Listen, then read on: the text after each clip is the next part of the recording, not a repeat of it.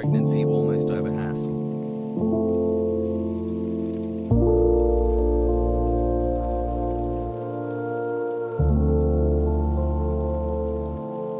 Chat looking very handsome today.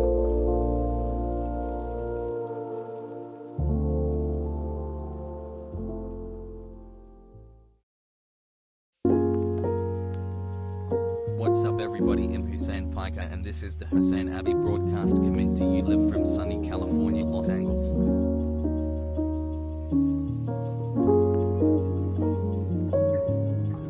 4 months, let's go baby.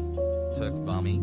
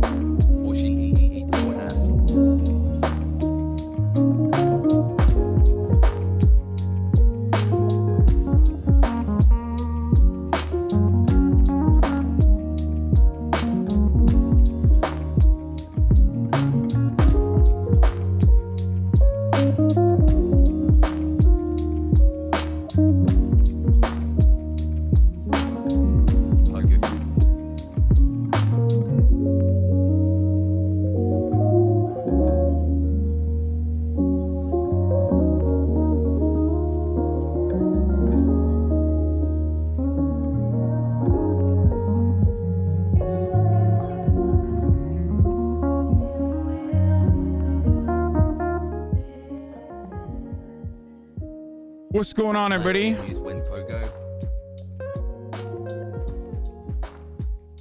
I hope everyone's having a fantastic evening, afternoon, pre-noon, no matter where you are in the world. I'm Hasan Piker, and this is the HasanAbi broadcast coming to you live from sunny California, Los Angeles. We are live and alive, folks. And I hope all the boys, girls, and MBs are having a fantastic one. 1 year, baby. Love you. It is 79 degrees and sunny in California today. It is Saturday, June 12th, 2021, 11:25 a.m. and I'm a little late. I got a question. I dropped my friends because they use slurs and I agree with it. But they are saying that I shouldn't drop them because of politics. I have black and bi friends that get harassed for just living. Am I wrong for that? Okay. That was a quick start, boys.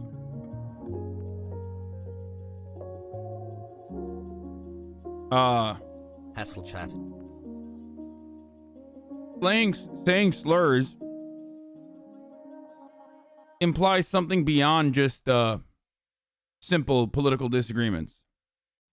Hey, sorry for my CRT. You haven't missed anything with E3. It's been almost 30 minutes of nothing happening with Ubisoft because Ubisoft's like actual game starts. Actual conference starts at 12, not at looking good, Arjan. At 11. 11 is the pre-stream or whatever the fuck it's called. I'm gonna keep it a $1.50 with you guys. I believe that the E3 stream is going to be mid as fuck. Hassle. And I don't mean that because it's just like...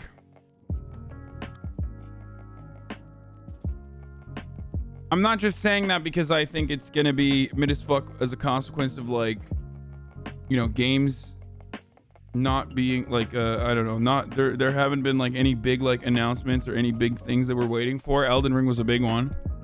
Holla Pappy. I do find it kind of cool that like this dude Jeff fucking came out of nowhere and was able to put a conference together, or like basically like a gaming event together, and now his event, So glad to be here. his event literally fucking leaked or revealed Elden Ring. Like that's cool as fuck to me. Trump is speaking in Wisconsin today. Yeah, I thought Trump was supposed to be speaking today. I don't know, but he did not come out of nowhere. He ran a game show for a Spike 10 years ago and he moved on from there. I mean, it's just still crazy. There is some drama with the E3 restreaming. Apparently, like, they allowed like certain content creators to restream it, like approved content creators. Love you, Hasan 3. I'm not one of those content streamers. I am not an approved restreamer, I don't think. But I don't give a fuck. Asmon? Sag? Wait, what? Why? What happened with Asmongold?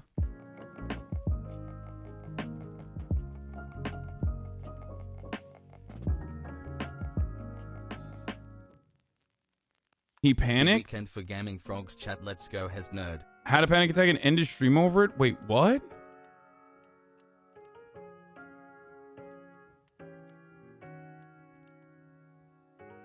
Poggy, thank you for being awesome and whatnot. Anyway, I find it really odd that we now live in the type of universe where the fucking E3 stream, which is like one big ad stream that like wants as many eyeballs as possible on the content, because like the content itself, especially the consumer facing side of E3, is literally just ads. But the ads itself have like copyrighted material. So because of that, like, while they simultaneously want as many people as possible to like watch this shit, they could threaten to DMCA and hit you with a DMCA. It's so fucking weird, dude. It is so weird. Like, sorry, our advertisement stream that we put together, like our advertisements that we want as many people as possible to watch, well, unfortunately they have they have copyright music. Like, think about it this way. It's like if I was broadcasting something on Twitch and I clicked on another Twitch streamer's channel and an ad came up before it. It doesn't happen anymore because Twitch doesn't serve ads when you're a partner, when you're live. Only when you're live, though. When you're not live as a partner, you still get ads. But I click on a fucking channel and an ad comes up. They want individuals to watch shit, not 40k people watching you watch it. That's I assume it's to help with their metrics. No, you're incredibly incorrect about that. You are absolutely wrong about that. No, E3 wants as many eyeballs as possible. XD.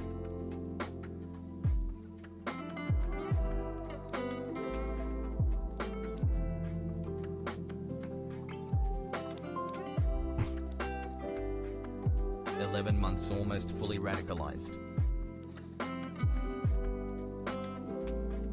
I assume, I don't know if it's like the music licenses. Love you, Papa Hasan.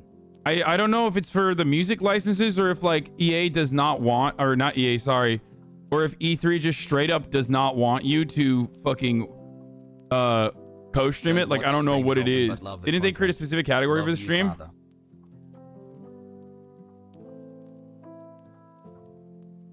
It's probably music licensing, so I'll just like shut off the fucking music when it gets to 9 months. Music parts. Anyway, listen.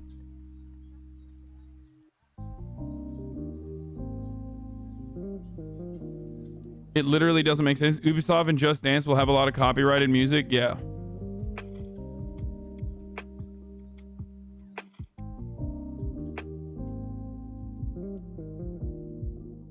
Hey there, we had a brief application period for official co-streamers, but unofficially I'd say there's likely to be a lot of DMCA content, so be ready to cut away, mute audio, or even use a safety channel like you mentioned, are all probably helpful. Yeah, see? No, they're covering their asses, dude.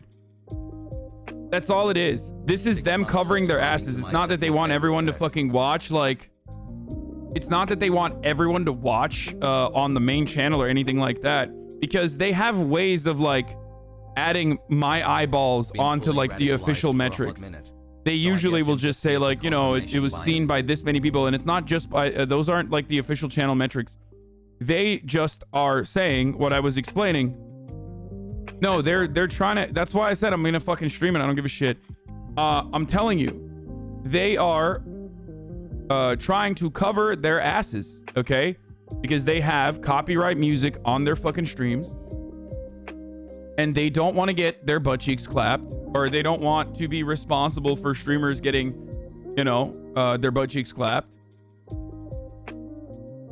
So that's it.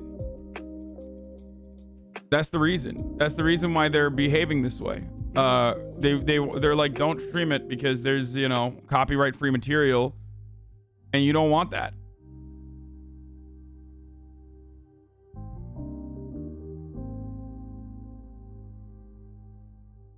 Anyway, regardless, the Twitch gaming stream, according to Nick, the Twitch gaming stream is DMCA free, but you know, I don't know how credible this is, because he just follows it up by saying no idea at all. It's just random stuff.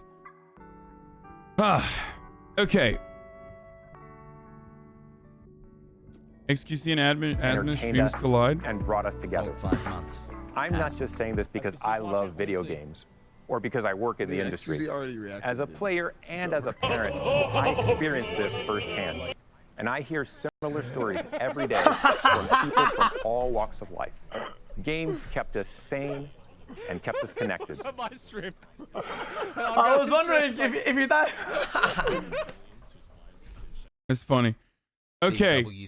I don't know why I'm talking about this, but hey, this is the part of the broadcast where I tell you about my fucking personal news, boys, and I'm not doing that right now. So I'm gonna do that first.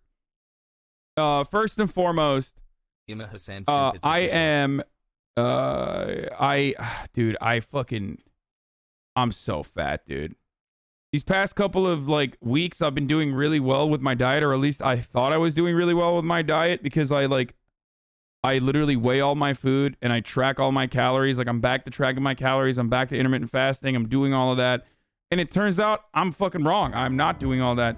The problem with like that kind of diet, the kind of diet that I do, is like, if you have even like 100 calories, if you're like even 100 calories over your daily limit, if you're over even 100 calories over your daily limit, that adds up because you're eating every day the same exact thing. You have to exercise too. I do exercise. I go to the gym every morning. So you're wrong on that as well. Can you address the Erickson situation? What the fuck do you want me to address about the Erickson situation? Do you what? But do you count the cold brews? No, because the cold brews are fucking black, straight black coffee. Anyway, are you neglecting your cardio? No, I started doing cardio as well. So the problem is, like, if my macros are super stable, I'm basically eating if I'm eating like 100 calories over, then I'm not going to lose weight. Resident sleeper.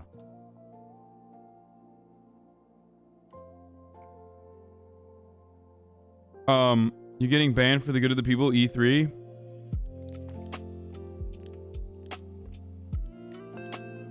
Have you tried tracking your weight and averaging it out? It's like what I do to figure out if my calorie tracking is accurate. So anyway, just listen, okay. So basically, I've been tracking my calories. I've been going to the gym. I'm feeling good about it. Like, I feel a lot better about it than at where I was, like, you know, 2 months ago, or whenever I was like doing fucking role play, where I was not feeling good at all.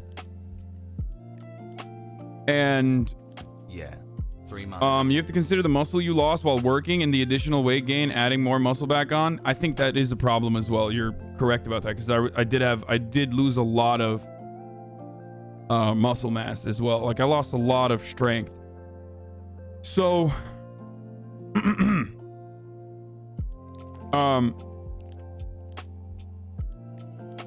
so I don't know if I was at a deficit or not, so I gotta like restructure my I gotta restructure my my meals a little bit because that's why I'm in kind of a bummy mood.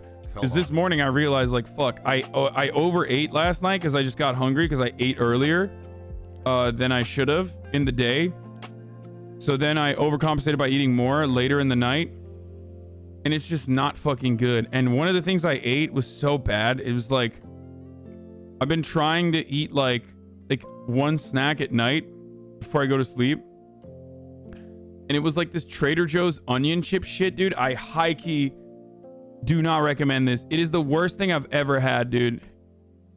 It is the worst fucking thing I've ever had. I'm gonna show you guys what it is. It's this. I don't know why I thought it would be good. It's so nasty. It's so gross, dude. It's literally real onions. You're just basically hitting a real onion raw, dude. It's literally just an onion. And I thought it would be like onion crisps or, you know, like onion rings basically. But no, it's too much. It is way too much. It's so nasty. I promise to you, it's so bad. 10 months from a lurker in chat. When people weigh themselves, how do they take into account the weight of the food and their still in their system? Yeah. It doesn't matter. You're always, when you weigh yourself, you're weighing yourself at the same time every fucking day. You try to like, you get the hang of it. Like the best time to weigh yourself is before you eat anything, before you like drink anything in the morning, right after you take a big fat old piss. That's the best time to do it. Because it's the most like stable that you'll ever have your weight. Because otherwise you have like food in your system still, all this other shit, you know. But you're never going to be able to get like your accurate weight. You just kind of even it out in the end of a week, basically. So yeah, these are really bad. I had those like 230. Those are like 230 calories a bag too, because I thought it'd be good. Usually I just eat like the Parmesan crisps. Like a bag of Parmesan crisps is like 300 calories. It's pretty good. It's tasty. Love you. Have a nice for day, Hassel. Like a snack late at night. Try to calculate BMR, average daily exercise, subtract between 100 and 250 depending on how much you want to lose. Yeah. Don't fucking tell me about all this shit. I know.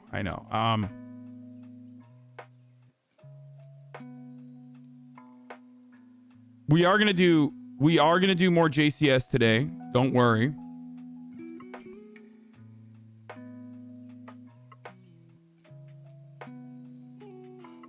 Do you also do macros? Yes. Wide people happy. Rock on gesture. More JCS Pog. What's wild to me is that Trader Joe's, which is like literally the fucking stoner snack food. Heaven is like dog shit at a lot of these new snacks that they've come out with. And also on top of that, like they don't have Parmesan crisps. It's so weird. Anyway, I feel like there was a time and place when Trader Joe's used to have good. Dude, the Turks, Türkler, arkadaşlar, niye ben şu anda Türkçe bir interview açayım yani Amerikalıların önünde? Ya salak gelip burada soru soruyorsunuz. Abi Cahreyn'i izlesene diye. Açmayacağım amına koyayım. Gidin orada izleyin istiyorsanız yani. Manyak mısınız abi? Amerikalılara full Türkçe yayın mı yapayım yani? Salak mısınız? Ne olur bir düşünün ya. Turks keep wanting me to open my friend's stream, like who's interviewing a Turkish politician in Turkish. I'm like, stop.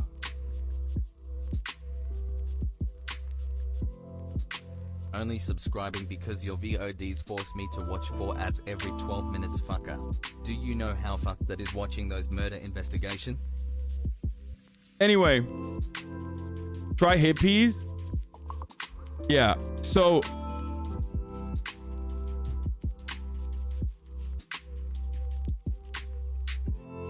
if you watch with murder docs, you should try FBI files on YouTube. Full episodes, pretty thrilling. Yeah, we're gonna do that. we're gonna go back to murder mysteries, and we're gonna go to murder mysteries early today. I just want to 20 months people. at 12. I want to get to my delight. Trader Joe's newest snack bridges the gap between chips and pure unadulterated onion. Yeah, it's disgusting, dude. It's literally disgusting. Like, this person is disgusting for enjoying these. I'm gonna be honest with you. I am the type of dude who will literally eat onions raw. Okay? And this shit is unacceptable. Okay? Straight up. Unacceptable. Fucking gross. Absolutely gross. Anyway.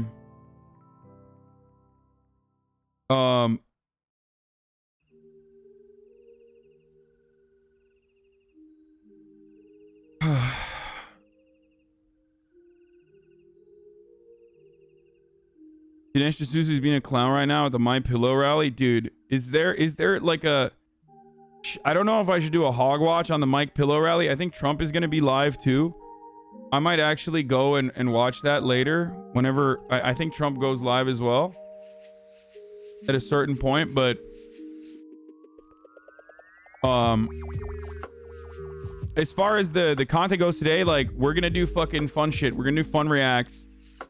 E3 stuff we'll take a look at, and then after that we're gonna do murder mysteries and shit like that. I'm not going to be covering like hardcore news. Okay, I've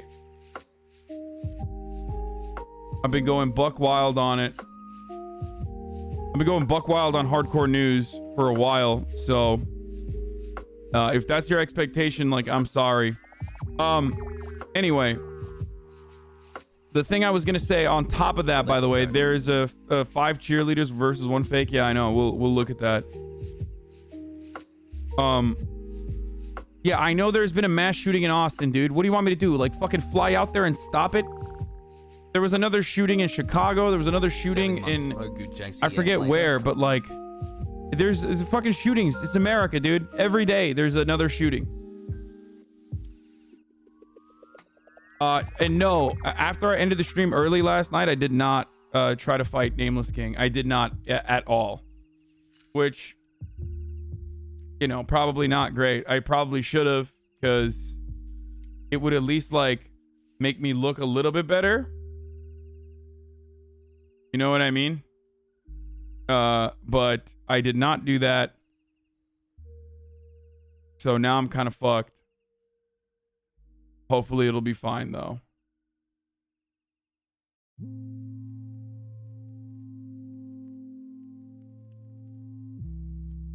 But yeah, the Nameless King situation is not great. Not great. I made a promise. I made a promise a long time ago, and I'm gonna keep to that promise.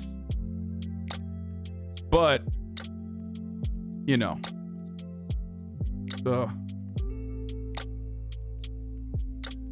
More crime psych stuff? Yeah, we're gonna do that.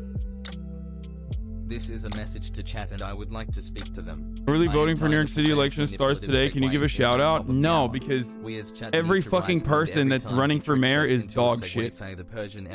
Like, literally every single person, including like your like supposed progressive candidate, like, they all suck, dude. Yeah, I mean, I guess I gave a shout out unintentionally, but they all fucking suck. I don't know how New York has gotten to a point where, like, de Blasio seems like a fucking better... De Bungler seems like a better fucking mayor than, like, literally this crop that's out now. And also the hyper focus on, like, who's a real New Yorker and who's a fake New Yorker is so idiotic. It's like with Andrew Yang, it's like a bit of a meme, right? It's a bit of a meme because Andrew Yang is, like, definitely not a real New Yorker, but there's that other dude, the other fucking, was it the cop dude? I don't know. One of the dudes that's running for mayor is, like, faking living in New York when he doesn't live in New York. But, like, instead of just being like, yeah, Eric Adams, instead of being like, yeah, I don't fucking live in New York, dude, it's dog shit to live here. Instead of doing that, he's like lying about his son's rental that he lives in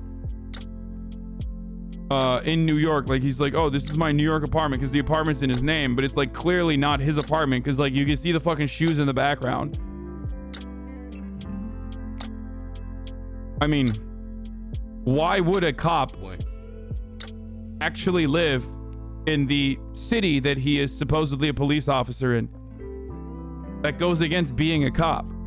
Cops love living in like you know, enclaves that they create. I will name our stream baby donor. Here, I'll fucking talk about Eric Adams a little bit, okay? It's just, it's really stupid. So BLM.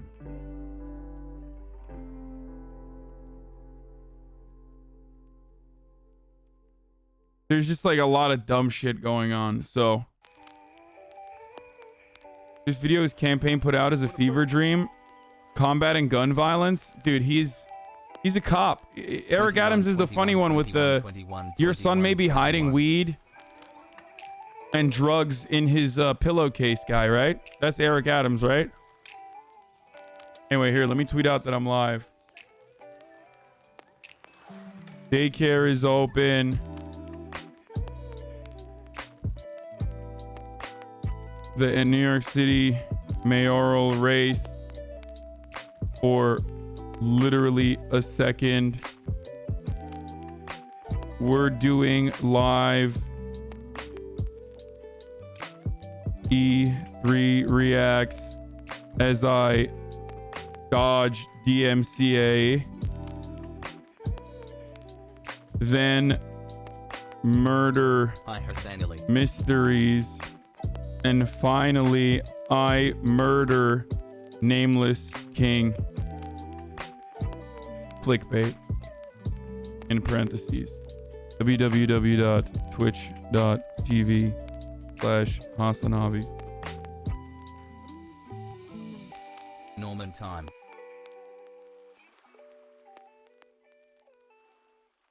Okay, there it is.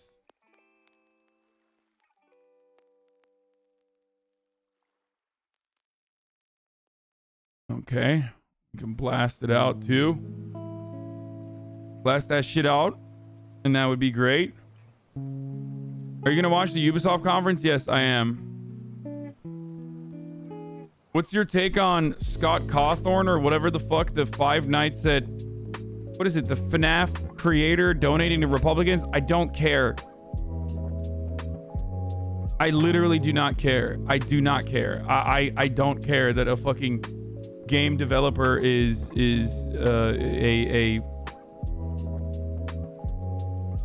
yeah. Oh wow, it's shocking. It's fake anyway. I mean, even if it's fake, even if it's real, like, who cares? I literally don't care.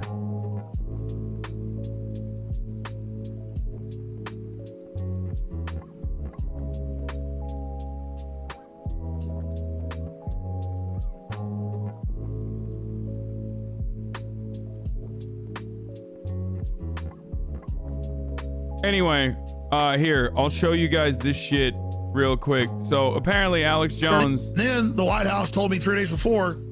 I don't believe anything this motherfucker says, so I don't even believe this. As a matter of fact, him saying that Trump gave him like direct orders to do the fucking insurrection or whatever makes me feel like he's lying. Like, makes me believe the opposite. We're going to have you lead the march.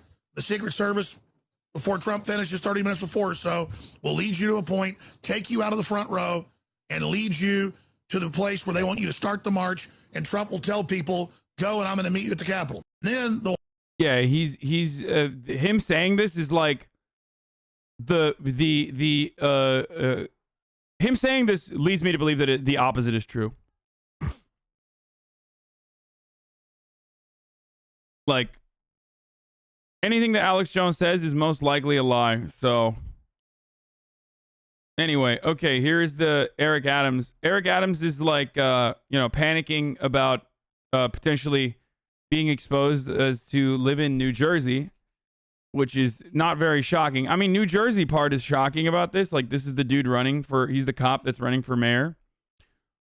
What's shocking about this is that he chose New Jersey instead of like Long Island, like the rest of the fucking cops. Like, actually shocking that he chose to live in New Jersey. It's kind of weird. So he was like, here, come look at my New York City home.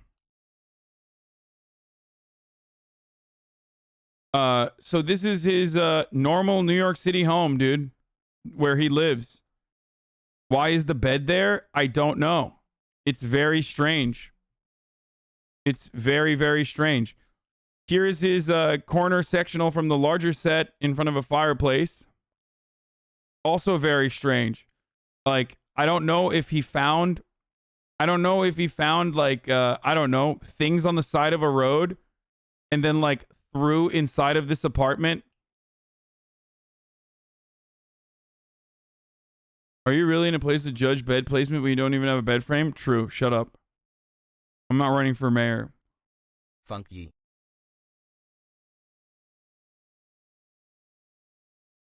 Dude takes fire damage when he sits there.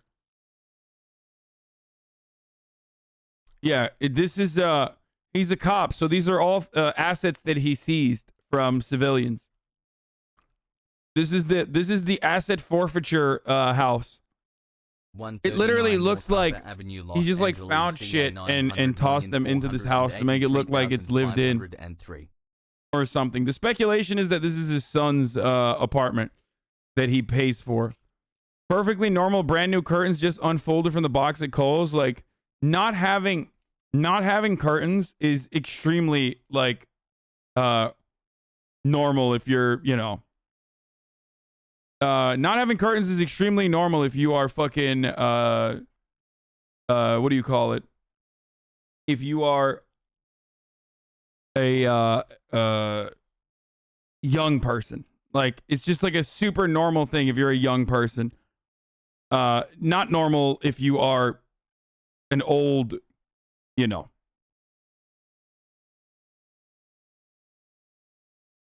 Sorry, hold on.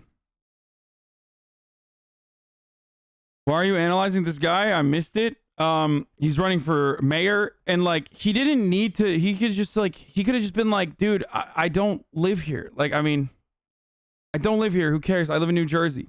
As buff. But instead, he tried to make it seem like, you know, he's doing this thing where he lives there. He owns this apartment and he lives there. Perfectly natural statement of 4 big statues clearly on sale on his kitchen counter for the very real New York City home that wasn't arranged in pure panic by campaign aides. Incredible stuff. Hold on one second.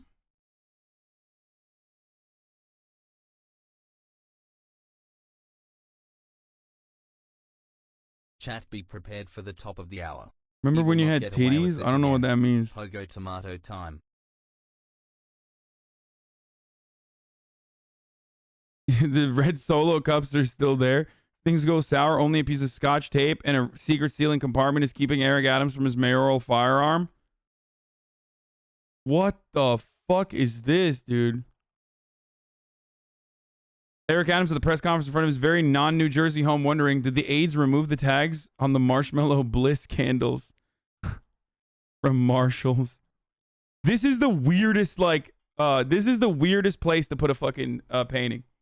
Absolutely the straight up weirdest place. Very strange. Very strange place to have a painting. Like, I know that New York apartments are like weird because, you know, it's fucking New York. We've watched people live inside of like shoeboxes, literal fucking you know, closets, and pay thousands of dollars for it. But everything about this apartment is just very, very weird, okay? Very weird. Anyway, the E3 shit is starting now. After this, I'm going to go into it. Just hold on. Bowman roasted Adams for his insane school take. Don't need children to be in a school. By using the new technology of remote learning, you don't need children to be in a school building with a number of teachers. It's just the opposite. You could have one great teacher that's in one of our specialized high schools to teach 300 to 400 students who are struggling in math with the skillful way that they're able to teach. By using the new technology of remote learning, you don't need children to be in a school building with a number of teachers. It's just the opposite. You could have one great teacher that's in one of our specialized high schools to teach 300 to 400 students who are struggling in math with the skillful way that they're able to teach. I mean, he just wants people to get a shitty education so there's more cops, I think. You know what I mean?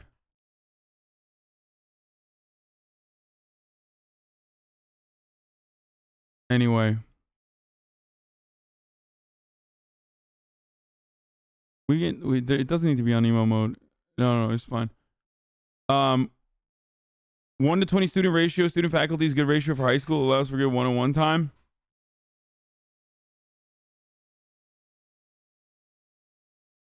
Imagine recording from a limo. Dude, I don't understand. He's just, this is what every New Yorker has. This is dangerous. For a year, our kids have endured the trauma of remote learning without their peers, teachers, counselors, and coaches.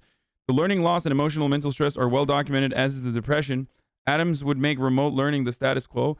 That is the wildest fucking take. Like, is he just trying to not win? Because I feel like remote learning is not popular with anyone.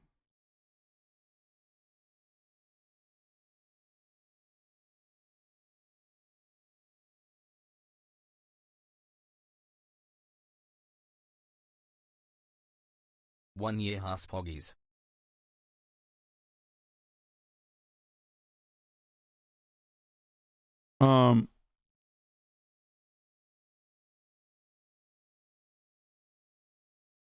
Also, how the fuck are parents supposed to work if their kids are at home all alone? Yeah, that's what I'm saying. This is part of the reason why, like, people actually don't appreciate that. PogO tomato. He's number time. 1 by 6 points. Yeah, well, Andrew Yang, I think, unironically had an opportunity. You know what I mean? I think Andrew Yang really had a shot at winning, but the Israel-Palestine stuff, weirdly enough, cucked him. Like, actually cucked him hardcore. You are too addicted to news. Well, he was saying high school, but this still doesn't make it a good idea. Eric Adams was pro-Israel as well, but no one cared. I know, but he was smart enough not to fucking... 3. I don't think these guys made, like, statements in the same fashion that Andrew Yang did. Oh, this is my favorite Eric Adams video. How important my crusade is of removing illegal handguns off the streets of New York. Who do you endorse? Hi, I endorse I'm no New York one. State Senator Eric Adams. And for 22 years, I wore a bulletproof vest and stood on the street corners and protected children and families in the city of New York. I'm asking you to join me in this crusade of removing illegal handguns off our streets and out of our homes. Please come and join me inside my house as I show you how simple items such as bamboo paper can be an indicator of marijuana use, or a cut of straw can be an indicator of using cocaine. I will show you how to search a room to ensure that you remove illegal handguns and other contraband from your home. This video is what incredible. I would like to show here is to empower parents on how to search I don't know what the music is, but a room inside their home. It's imperative that you should know what's inside your household. okay, let's the fucking Ubisoft conference is starting, so let's get it going. I'll move over there now. Where is it? Fuck. What is it? Twitch Gaming? Is that the channel I should watch it on? If it's boring, I'm gonna skip it. I'm just letting you know. And it might be boring, so. Plus a few other surprises you'll find out about soon enough. Neelam, I'm excited. We're filming this together. We got this gorgeous set. E3 is back. But I know why y'all are here. You want to see games, so let's get right into it. The Rainbow Six operators are facing off against an evolving and deadly threat. You'll no doubt have noticed that the alien parasite has spread to new areas. It's time to suit up and step into the containment zone. Here's a deeper look at Rainbow Six Extraction. Oh, also, before we watch this entire conference that's just ads that we might not even be able to watch because the ads have IP within the ads that's protected, that means that I can't fucking see everything. I also have to run a 1-minute ad here because that's my contract. So it's top of the hour. I don't even care to do a segue here. Like, I don't give a shit. Here's the fucking ad break, okay? Just stop crying. I feel fucking some type of way about this entire thing, but... So we did too. One of our own is MIA. I need an extraction team, now. If there's a way to stop them, you will find it. But I know you will find me first. Okay, the plan. Nomad, secure our exit. I'll take out the nests. And I'll find Ivana. I have your signal. Let's go. We're already out of the nests. Incoming! Clear the area!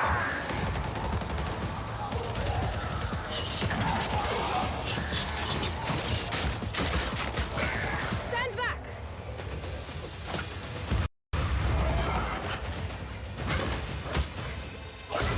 Down. Yo.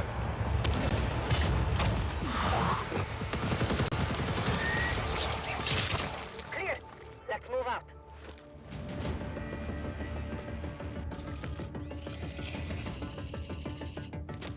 Clock's ticking. This sucks. I found her. Ivana, hold on. Love you has love you, chat. Don't be weird, ass.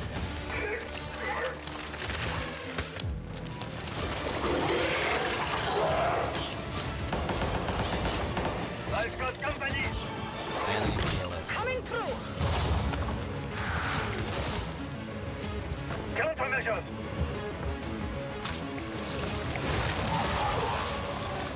Check. Make for the exit. An apex! Get down!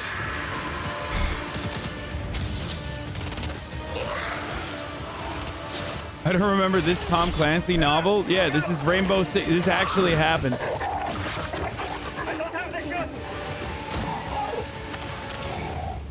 Not so fast. Target the breacher. This is Ubisoft. You expecting good content? Through the door. Cover me.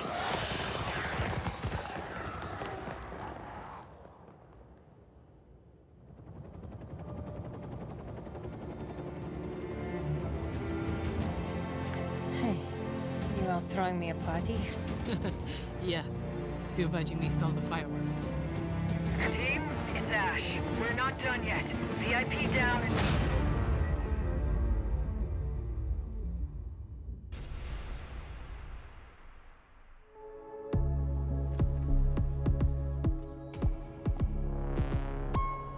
Now, I know you must have a ton of questions after seeing that trailer, and we have answers as well as a full gameplay walkthrough coming up, so hang tight. My name is Richard. I'm a resident community developer coming to you from North Carolina. We're thrilled to be back to give you an introduction to Rainbow Six Extraction. With me today in Montreal, I have Bruno Lalonde, our lead technical director, and Alicia Fortier, game designer, to help walk us through. Alicia, what can we tell our players about Extraction? Extraction is a 1 to 3 player co-op experience. You might think you know what you're getting into since there's going to be some of your favorite Rainbow Six operators, but it's going to be completely different because this time you're not fighting against each other. You're coming together to face an unprecedented, evolving alien threat. Some of the operators' abilities, gadgets, and tech should feel familiar to Siege players. But this time, as you progress through the game, you'll unlock new ability upgrades and a whole new arsenal specifically designed to take on this new threat. So the operators we just saw in that trailer are very familiar, but what happened to Hibana? She got captured. In Extraction, you're always putting it all on the line. If you or a teammate falls during an incursion, you're gonna go missing in action. You can't play MIA operators until they're safely recovered. You and your squad are gonna have to come back together to get back in there and get them out. Every time, You go in the containment zone, you risk losing all your progress and upgrades. So stay on your toes and weigh every move you make. Balancing that risk and reward scenario is going to be tough. Bruno, can you tell us a little bit more about the alien threat? What is it? Who are they? And where do they come from? What we know is the Archeans are an evolved form of the parasite that was first detected few years ago during the outbreak event in New Mexico. Is it but outbreak a lot event? has changed since. The parasite has spread to 3 new regions, emerging in several containment zones within New York, San Francisco, and Alaska. This is what we know so far. Within the containment zones, the alien ecosystem is in a continual evolution, as incubation nests and their sprawling tissue spawn procedurally, taking over different areas of the map in reaction to the player presence. The parasite is always spreading, always evolving. But it didn't look too happy about the operators disturbing their new home. What are we facing off against? Well, the black goo-like sprawl is probably the first thing you will take on. It spreads to the map once your presence is detected, slowing progress and helping the Archeans. What the fuck? Some of the other threats you may have seen in the trailer are the long-range spiker. What the fuck was that? Explosive breachers, the shape-shifting tormentors, and the apex. There's a lot What was that? more to come on that very soon. Thank you both so much for joining me. I'm really excited to dig into more of the details. We still have crossplay to talk about. Yes, that's right. Extraction will bring everyone together regardless of the platform. And for our Rainbow Six Siege community, we have exclusive unlocks for you in both games. Okay, you've been waiting long enough. Let's take an exclusive first look at some gameplay footage. Here is Rainbow Six Extraction.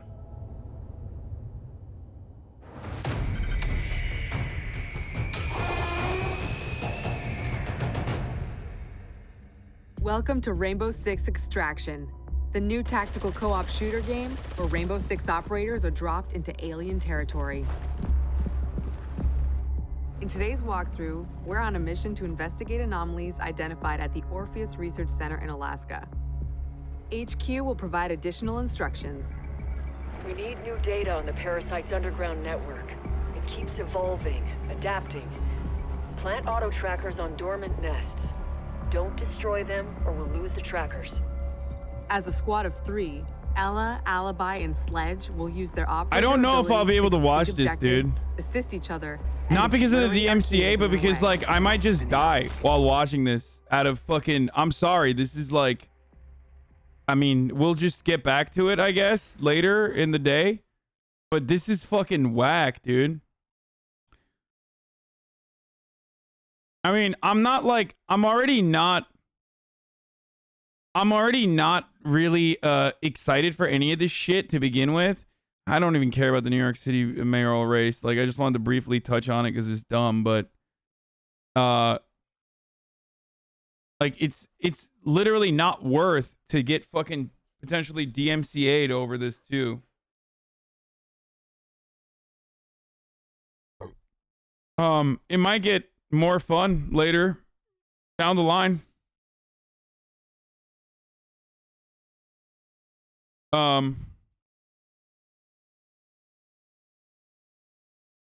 You know, all the trailers are going to be released anyway, so we can take a look at it afterwards. The Devolver Digital is the only company that still puts out interesting shit at E3. Wait, is that the movie one? Is that the one where they do like that? You could talk about the Ubisoft scandal instead? No, I'm not going to do that. No, I don't want to do that. Are there any nice Ubisoft games coming up? No. What is the E3 what is the E3 thing today? Hold on. E3 2021 schedule. Let's take a look. There, I saw it earlier today. Okay, so there is a for today.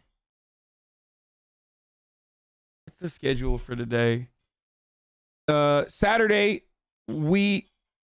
Saturday at 12. We're watching the E3 Ubisoft one. After that, Devolver Direct starts at 1:30. After that, there's an Upload VR showcase. Definitely not watching that. Then there's tomorrow there's an Xbox and Bethesda showcase, which will be fun and interesting, hopefully. And a Square Enix presents at 12:15 tomorrow. There's a PC gaming show for 2021 at 2:30. But these are all tomorrow though. So we'll look at the Devolver one, I guess. This game is a wannabe Last of Us. Yeah, no, this game is not a wannabe Last of Us. I don't even know what the fuck this game is. No, Devolver does indie games. Yeah, Devolver's the one that does like fun shit, right?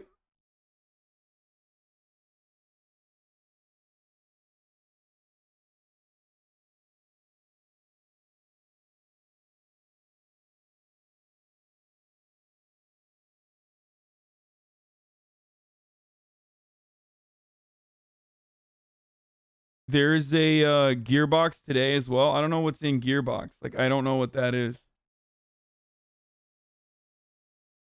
Zombie Monster equals Last of Us. Yeah, that's like me saying everything is Rust. Every game is Rust.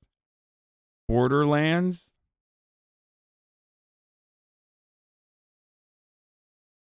What would you do if GTA 6 got announced? Fucking shit and piss myself. I mean, I'd be excited, but it's not gonna happen, so.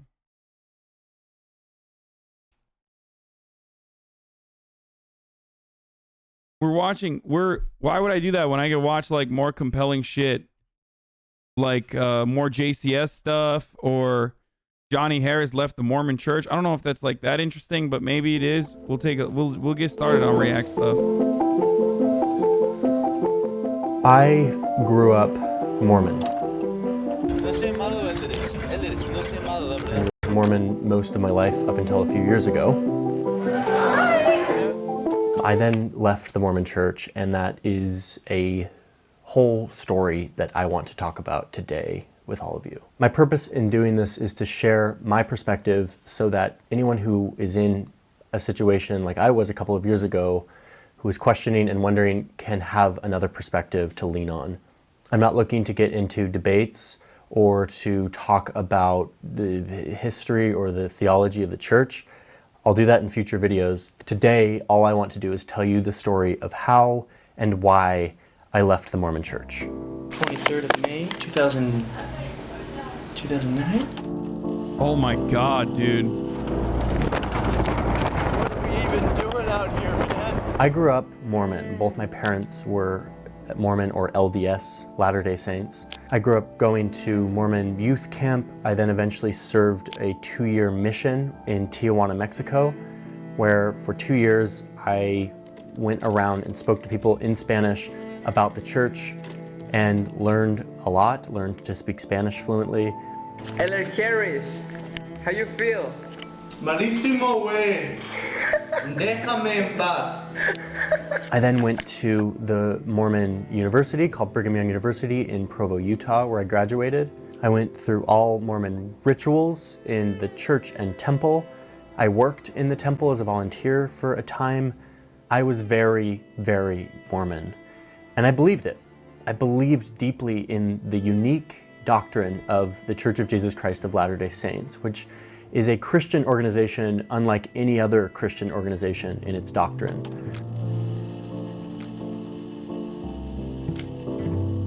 The story of how I decided to leave this really begins with the birth of my son. Yeah, he doesn't wash Isabel, his hair. who also grew up Mormon, and I got married in the temple, which is a huge Mormon ritual. It's a huge part of being in the church. We got married in the temple, we went back to BYU together, and a few weeks before we graduated from BYU, we had a baby, or Izzy had a baby. I didn't have a baby. She had a baby.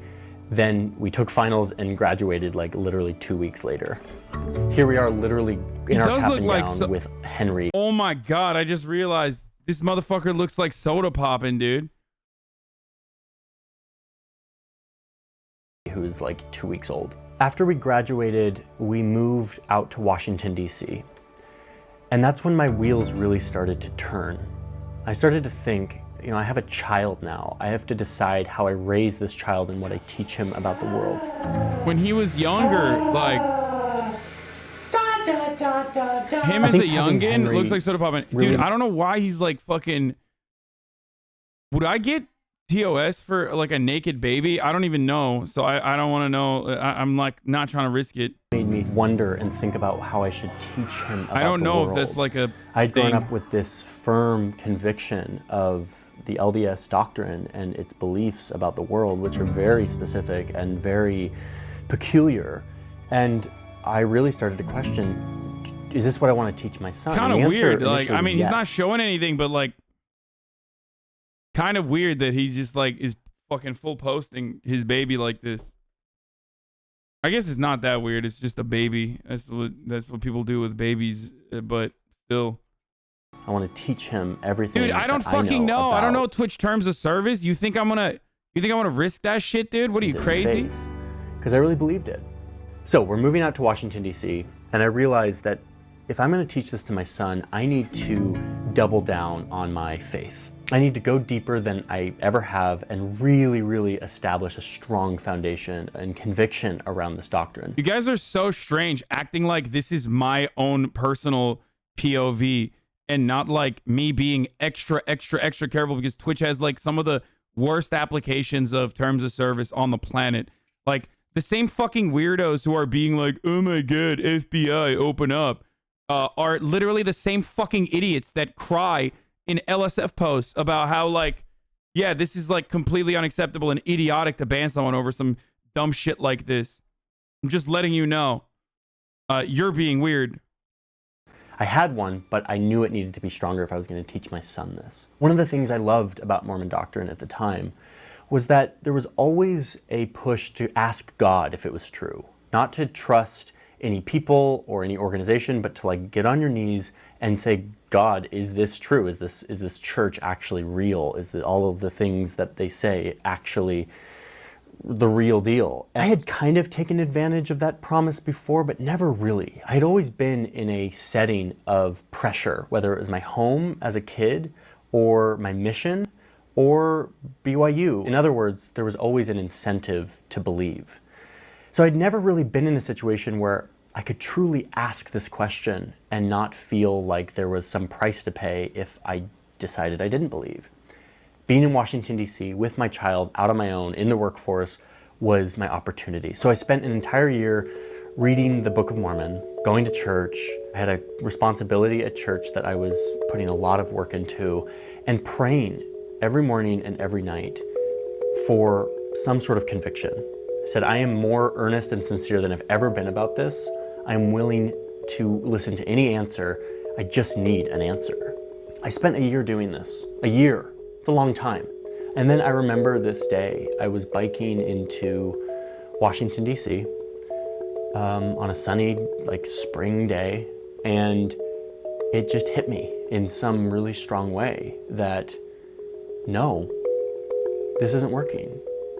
I've put in the years of asking and the effort towards making this work, and it wasn't working. This isn't true for me. And like a switch, it just so much came out of me, and I quickly decided that I was done. I don't think it was all at once. I think I had been slowly moving in this direction for a long time, but in a moment of clarity, it clicked for me in a very satisfying and like very true way. So who is Izzy, Isabel, whatever you want to call her, my wife, it didn't click for her. She was not on this journey that I was on. And I came back and I told her, I said, I think I am done being Mormon. And I had always been the sort of more devout. Bro, this shit is hard as fuck. Like, no meme. I mean, Johnny's a little weird because like, I mean, this explains a lot, to be honest. Like, you go through the ringer when you're a Mormon. Like, there's a lot of fucking programming, especially when it's not even like regular Protestant Christianity, where like there's a lot of I don't know, it's just like way more normalized and way less sheltered. It's not as like reclusive and as intense as the Latter-day Saints are, right? It's like one of those high intensity religions. It's like being a part of like Orthodox Jewish enclave or something, it's like way harder to get out of. And also on top of that, when you get out of it, they will do everything they can to suck you back in.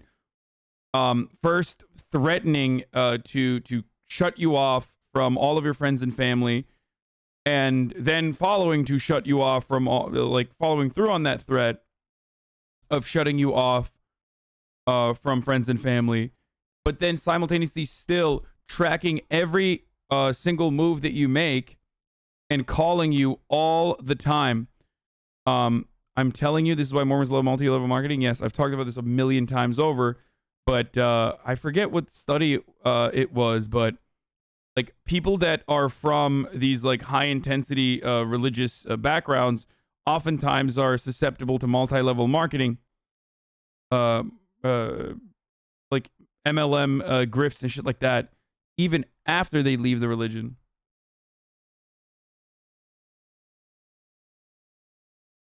Out convicted Mormon, and she was just like, what? Like, you just like have decided to be out of this church? And she full on said, like, this is gonna end our marriage. Like, you can't just leave the church. And I just told her, I said, this is where I stand and this is what I feel, and I felt very strongly about it. Luckily, soon enough, Izzy was on her own path of reconciling her thoughts about the church, her qualms with the church, and soon she would join me in this path towards leaving the church. Now, I call it a path because that's exactly what it is. Leaving any Orthodox religion is not easy. There are layers and layers of psychological and cultural conditioning that you don't even realize is there until you start to peel it back. So even though we started to leave the church, we were still going to church every Sunday, which I don't really understand in retrospect. All I can say is that, like, that's what we did every Sunday. We went to church, and there was some guilt if we didn't go to church, and so we went to church. But we slowly started to feel an emptiness towards it. And over the course of 6 months, we finally decided to stop going to church. My behavior didn't change all of a sudden. Like, I didn't leave the church so I could start drinking alcohol or coffee or smoking. Like, that was not a part of the agenda for me. I kind of just carried on exactly how I had always been, except for now I looked around in the world and I didn't have a doctrinal, theological framework to understand it, which was at once exhilarating and horrifying at the same time. My existential view had been so neatly packaged. They patched caffeine, boys. Mormons were not allowed to drink caffeine at a certain point, I'm pretty sure. Like, they were anti-coffee, but I think that you can drink coffee now. As a Mormon starting to leave, I can say that the number one tool of the church is guilt and shame in every aspect of your life. Yeah. No, they still can't. I mean, the Mormon religion has been patched a bunch. Like, in its foundation, it was very, very, I mean, it was pretty fucking racist in its beginnings. Okay? Like, black people were very clearly the evil villains of the Mormon religion and, like, depictions of Satan on earth. So they hit the patch notes real quick on that. They retcon that part of the religion. I've talked about this a million times over. But, like, you know. Yeah, they patched that shit out. And I thought that the caffeine wasn't a big deal. Oh, it's hot coffee. Most of them love soda and half-drink coffee. Not a huge deal, but still a rule. By the plan of salvation, which is the key doctrinal framework within the Mormon church. And that was now gone. I had no plan. I had no framework to make sense of the world. Exhilarating, but horrifying.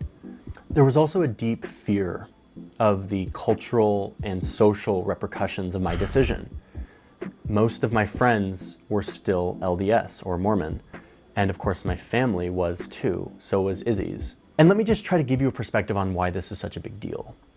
A quick primer on Mormon theology is that our whole purpose in life is to come down here to earth, to learn and to grow and to progress and to attain knowledge and to fulfill certain, we call them covenants or rituals. There are 4 of them that are really important to do while you're on earth. Baptism, confirmation, this hour-long ritual inside the temple, and then called the endowment, and then the sealing or marriage. If you can do those 4 things, then you're in really good shape. You have the knowledge necessary to go back and live in the top tier of heaven.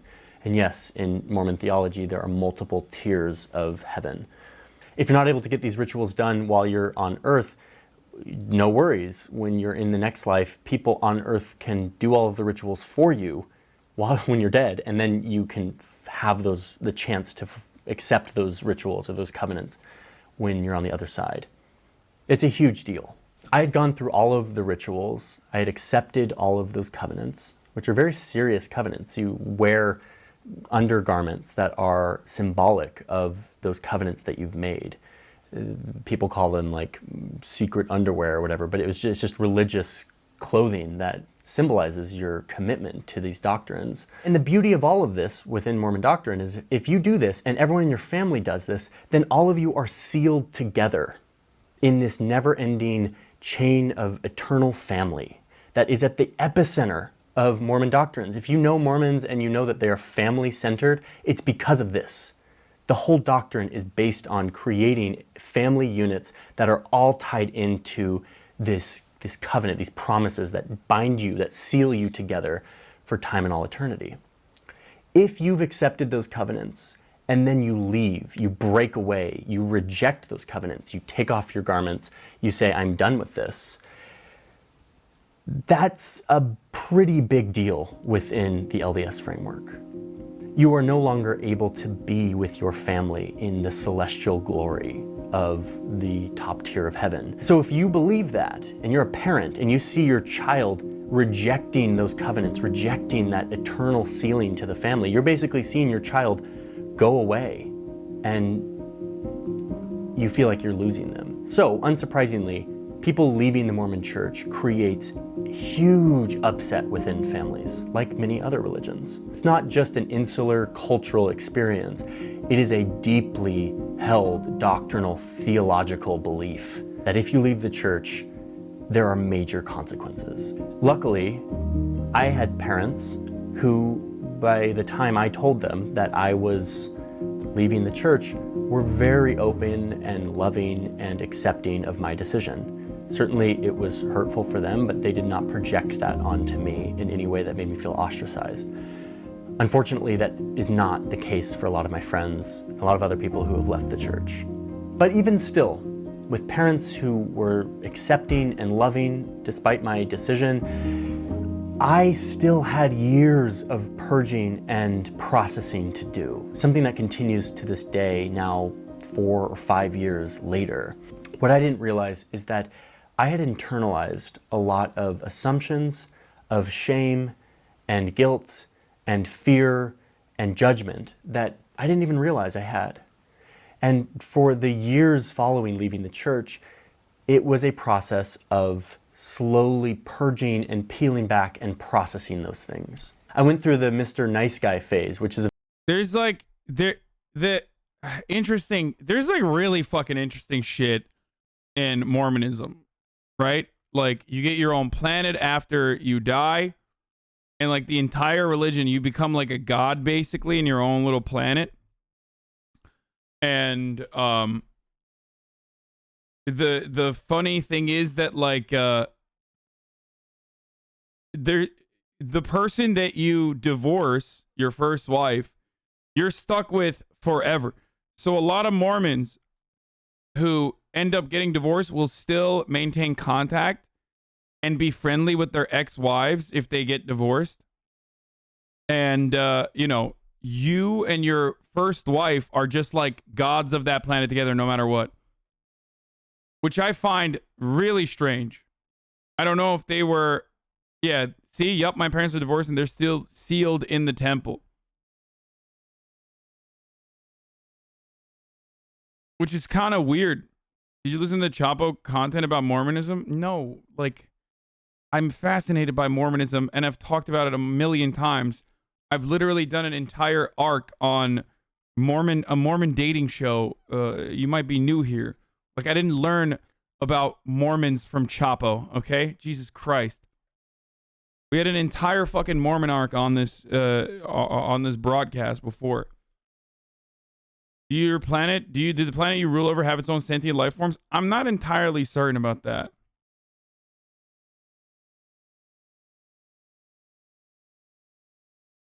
Why are there always weirdos asking about Chapo? I don't know.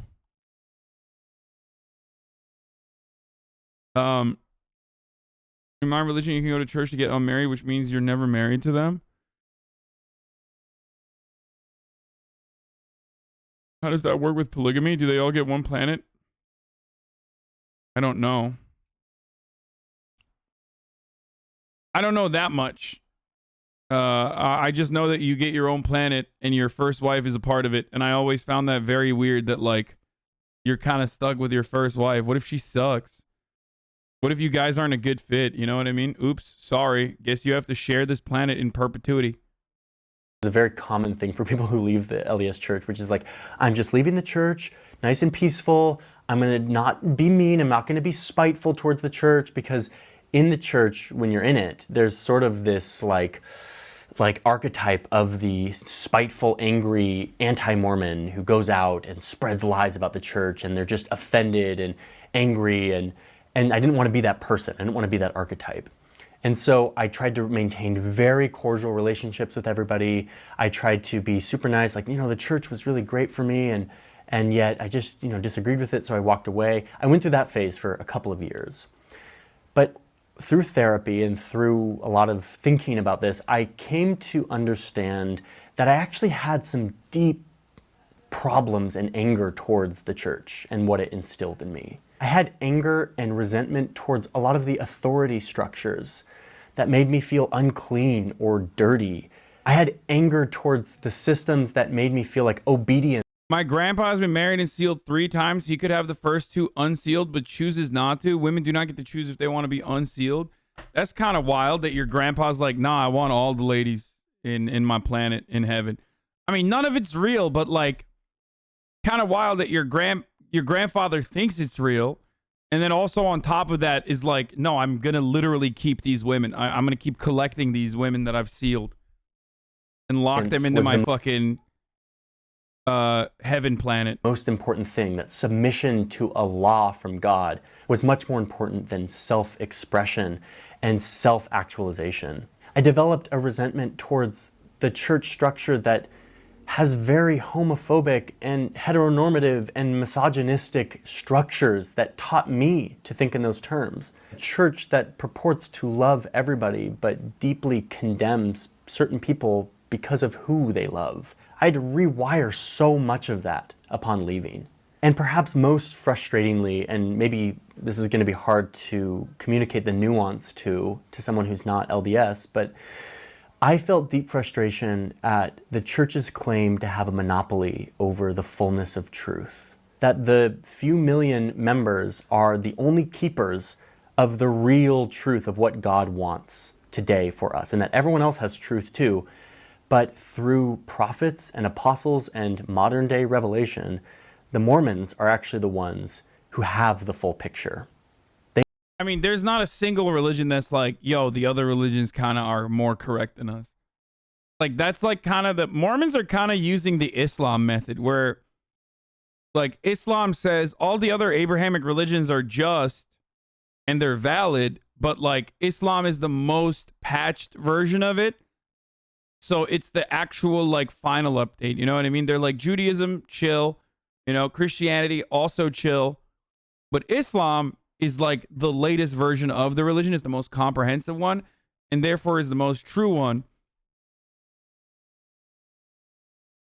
So I find it really interesting that, like, I mean, it's not different than all the other religions. Most of them have this same attitude where it's like, yeah, they all are doing their own thing, but like we're doing the most.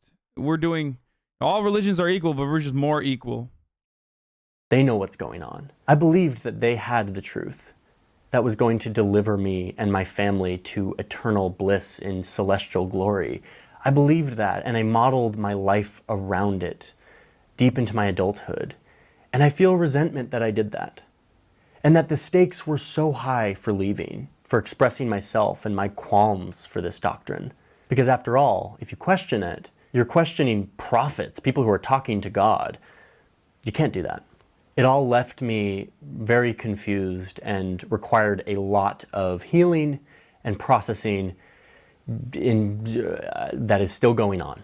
And let me just be clear about something. This isn't my millennial brain trying to reject authority structures and subvert old institutions like is happening in a lot of religious contexts right now. A lot of people are leaving religion. I wasn't trying to get away from some disciplined structure. My life is still a disciplined structure. I still have a lot of the artifacts from my Mormon upbringing. What I was fleeing when I left the Mormon church was a structure that I feel like put down who I really was, made me cover it up in the name of a broader vision of what righteousness is and what Jesus wants me to do. It wasn't me. It was harmful towards me, and it was harmful towards others. And the consequences were severe if you spoke up and you challenged the status quo. The culture is not one of discourse and debate, it's one of obedience. Obedience, obedience, obedience. Obedience is a hallmark belief and tenet of the LDS experience, and as a member, you feel it. Leaving the church is painful, socially, mentally. You experience a cost for doing so. And if you're in that situation now, which I know some of those watching are, where you know that your family and your peers will think differently of you if you decide to leave, just know that it's a lot better on the other side. If you choose yourself and you choose your personal experience and your personal expression and you honor that, as opposed to honoring the fear of obedience, there's some years of pain and adjustment, but there is a sense of freedom on the other side. This is uncomfortable for me to say. Even right now, I'm imagining whether it's family or friends who are still active believers in the church watching this, I can feel that discomfort even now, years later, of what are they thinking of me making this video and effectively talking to others who might be in the church and telling them to leave.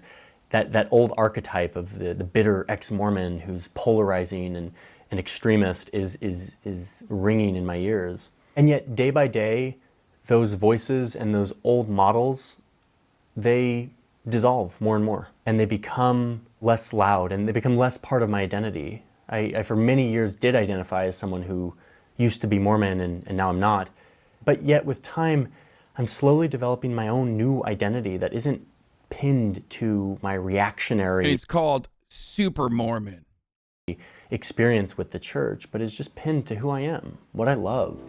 I'm a father who loves my children. I love to learn about the world and explore and explain things. Mega Mormonism. I love film, I love animation, I love moss, I love cooking, I love reading stories to my boys and teaching them about the world. I love traveling, I love trains, I love science, I love the beauty. What does he mean about moss?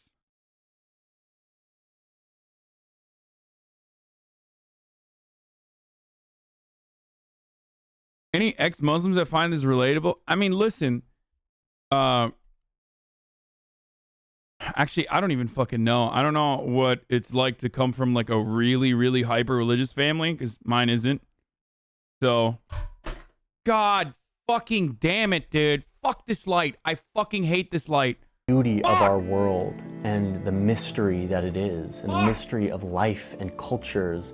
That appreciation is enough for me. I don't have a spiritual framework to fill the vacuum. I haven't joined some religion.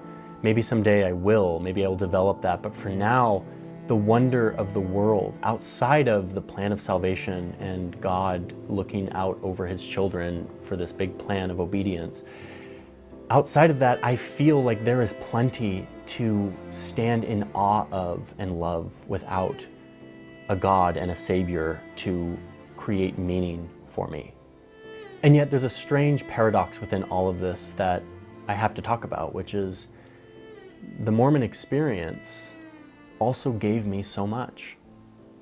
My mission, while I feel conflicted about what I was doing and how I was doing it, I learned to work hard.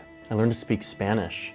I learned to navigate in cultural experiences outside of my own. I was in Tijuana for 2 years next to a giant international border, one of the most violent and intense borders on earth. And that instilled a love for the stories of people who live near borders, which helped create my career.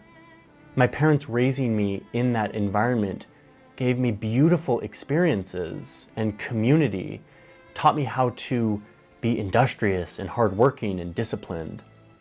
It taught me how to care and love and serve others. Those are all good things. So how do I reconcile the pain and the psychological confusion that this organization brought to my life, packaged tightly with the reality of all of the beautiful things that it brought to my life? The good, the community, the memories, the values of honesty and service and love. That's a paradox that will probably be with me forever. It's impossible to summarize this experience as one thing, good or bad. And that's okay. That dissonance is okay. So that's a little bit of my story and my thoughts around why I left the Mormon Church. I want to hear from you, especially those who have experience with this and can speak about the complexities. I also want to hear from those who have questions and are worried or scared. This isn't an easy decision. I also want to hear from those who have experience with this, whether it's from the Mormon Church or any other Orthodox insular religion or culture. Breaking out of those systems is hard and sometimes not worth it. But sometimes it is. Sometimes it's worth it. And sometimes on the other side of that hard journey, there is a much brighter future. Hey, thanks for listening, everybody. Before you go, I want to thank... This journey out of the Mormon Church was brought to you by Audible.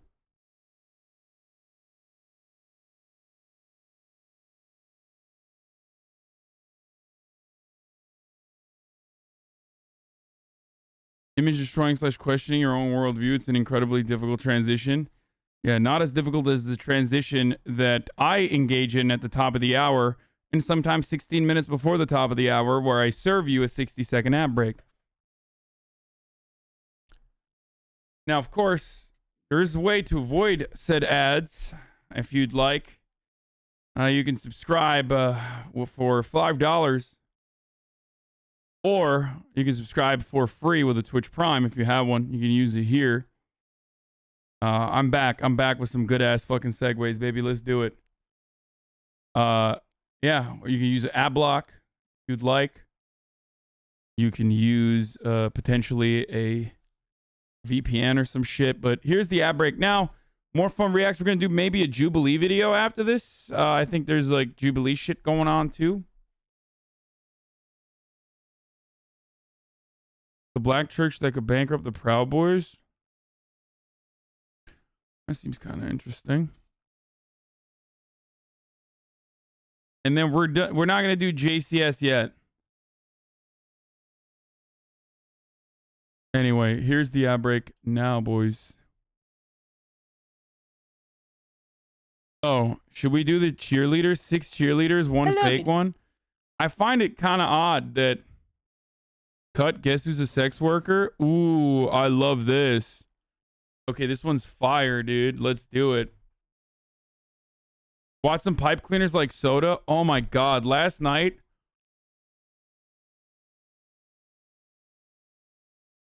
Ubisoft showing Far Cry 5? Okay, before we get to that, let's do that then. I want to see Far Cry 5.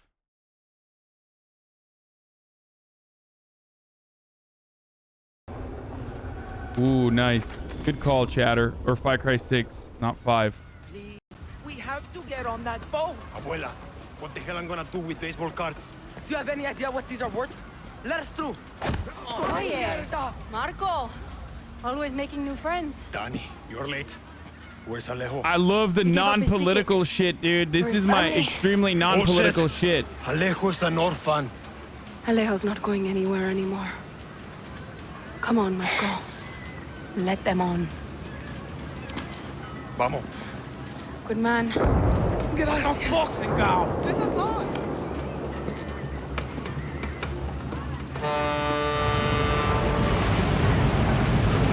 So do they say it's Cuba or is it like a fictional state? Gracias. Don't worry about it, chamaco. Here. That's all I've got. Damn, dude. Nick Palam. Danny. We should be fighting, not running to the Yankees. Alejo gave you a fucking gift, Lira. We survive. Same as the orphanage, same as the academy. What's that? Please, no, this is a fishing boat. Dios mío, no!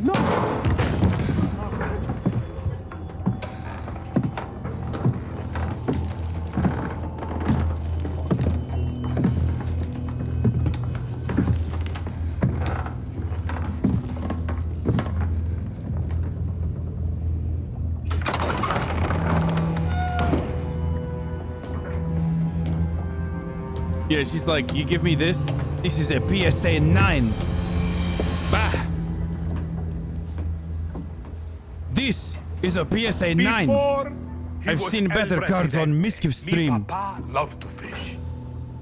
We would go out on a boat, just like this. And we would catch the fish, and then release them. He would say, it's not always about your stomach, mijo. It's about the challenge. Except when he caught a big, fat, juicy marlin, he was too proud to let that fish go. Sic Tirano! You have poisoned Yara! You have poisoned your sword! Damn. I have caught a very big fish today. Fucking owned, dude. Haven't I, Diego? Diego! No way. I have caught you, mijo. Now it's time to bring you home. I don't want this anymore, Papa. We have no choice. Telling lies, Johnny? Let them go. They can work. Make Viviro. Truth or lies? Truth. They could be good workers. They could help rebuild paradise. But if you wanted them to live, you would have never set foot on this fucking boat. Yo, what's up with these graphics, though? This is 13 kind of years shitty, old. right? And Diego has such compassion for his people. These fish, we will catch and release.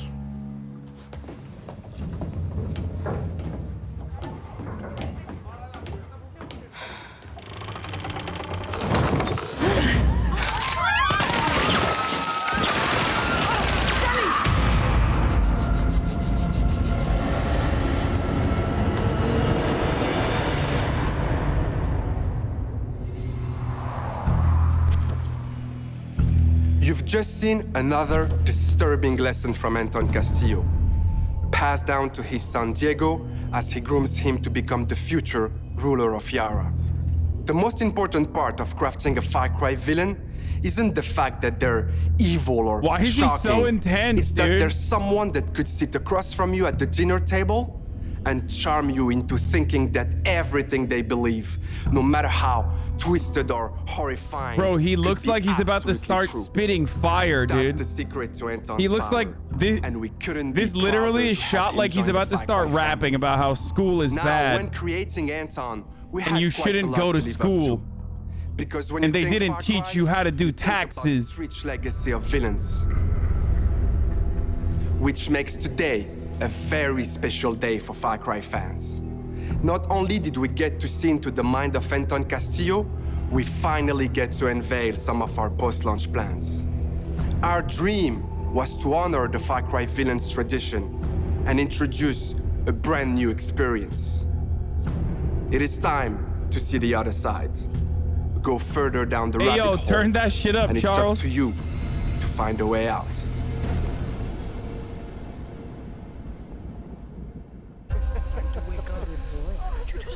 What is going on? Who's watching who? My, what a happy family. What? RJ, tell your mother and sister to... You are alive. That is all that matters. What?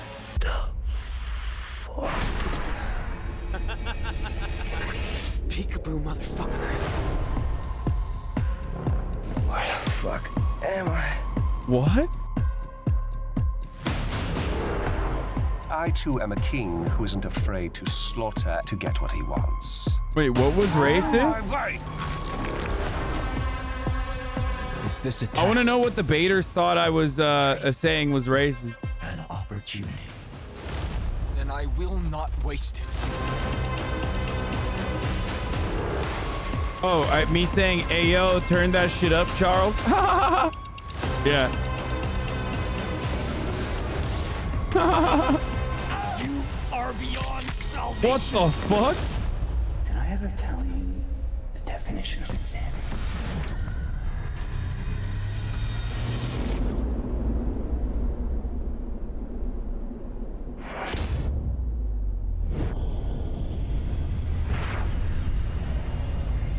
Oh, the fucking Chad from Software cinematic universe versus the Virgin Far Cry cinematic universe. I didn't realize that the Far Cry cinematic universes were interconnected.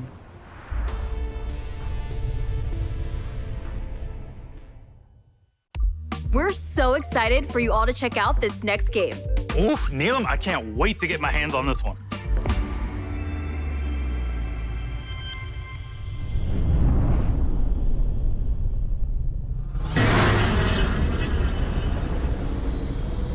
This is like an AMC commercial.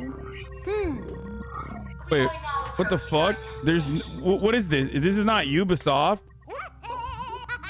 This was leaked earlier today. Rabbids, right? Or whatever. Mario.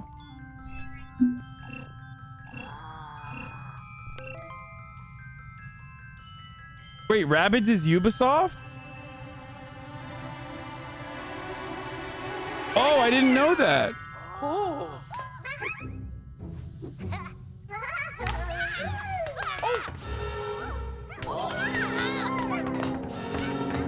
Vast energy anomaly detected.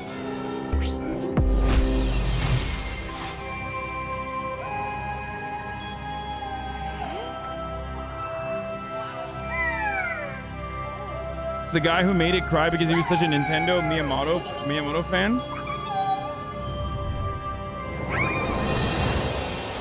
There is 100 Rule 34 for that Peach Rabbit. That's disgusting.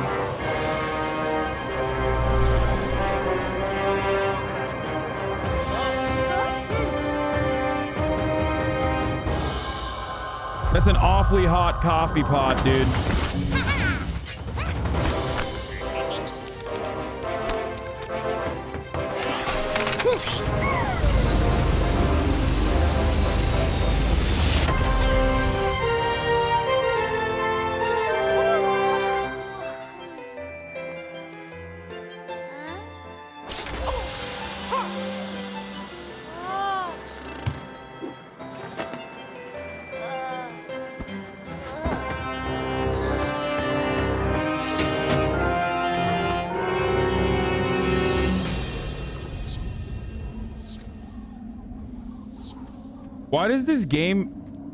Why are the graphics of this game literally better than like 90% of shit we've seen so far? I mean, I guess they're not, I guess this is not like gameplay graphics, so.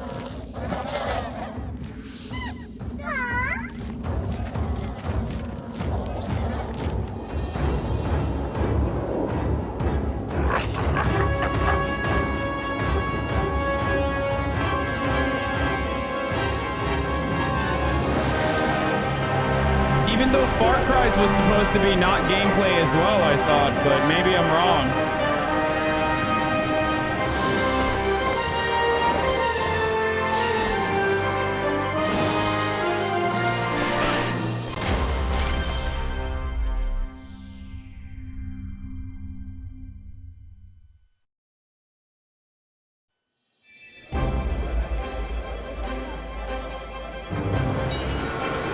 Whoa, these graphics are crazy, dude. What the fuck? Yo, Mario really popped off on this one. I'm proud of this new game, and I can't wait for you to experience it. Yo, this is crazy, dude. It's fair to say that we did something quite surprising with the concept of Mario plus Rabbids Kingdom Battle. And for this project, we didn't want to stop there. So what kind of game is Hi everyone, Mario and the Rabbids are back.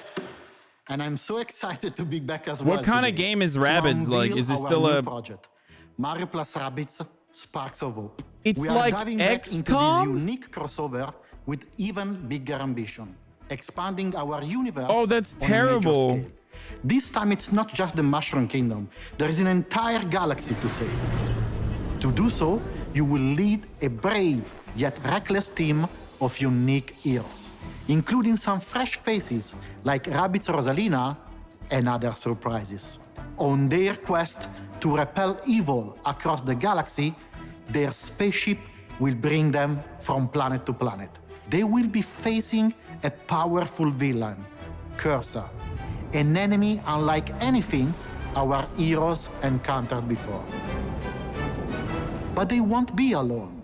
By their side, they will have their new allies, the Sparks.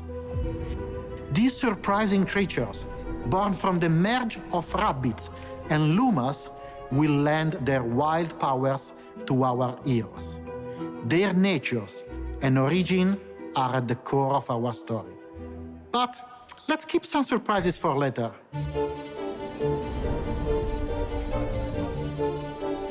After the tremendous success of Mario plus Rabbids Kingdom Battle, the entire team was moved by the amazing reception from players across the world. We were stunned by the love we felt for this unexpected team-up. We know we've been off the radar for a while now, as we wanted to take the time needed to bring this crossover to the next level. It's not just a new story with new enemies, new heroes. Mario plus Rabbids Sparks of Hope has big ambitions. It introduces new action elements into the mix that will push the boundaries of tactical games even further. That being said, we also wish to offer an easy-to-play experience for all players, yet hard to master for those of you that are willing to take the challenge. And you'll be able to experience this cosmic adventure exclusively on the Nintendo Switch. We can't wait to tell you more about the game soon. There is an entire galaxy to save, and we cannot wait for you to experience it. Mods, nuke Resident Sleepers, please.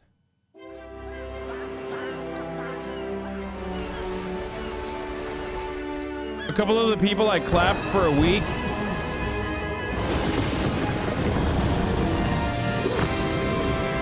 They just got unlucky that they were first, I guess.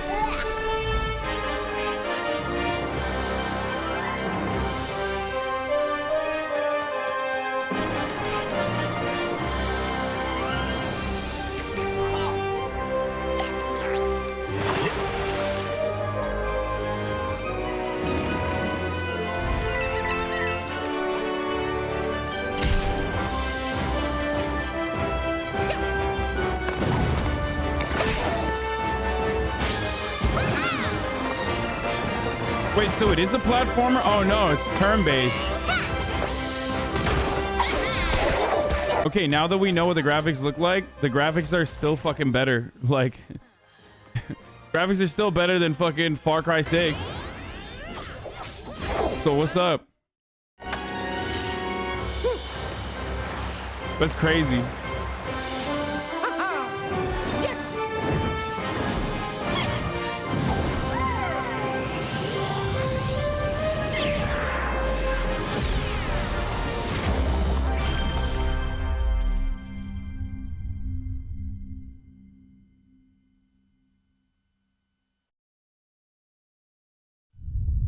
So we're not done yet. Let's check in with our CEO, Yves Guillemot.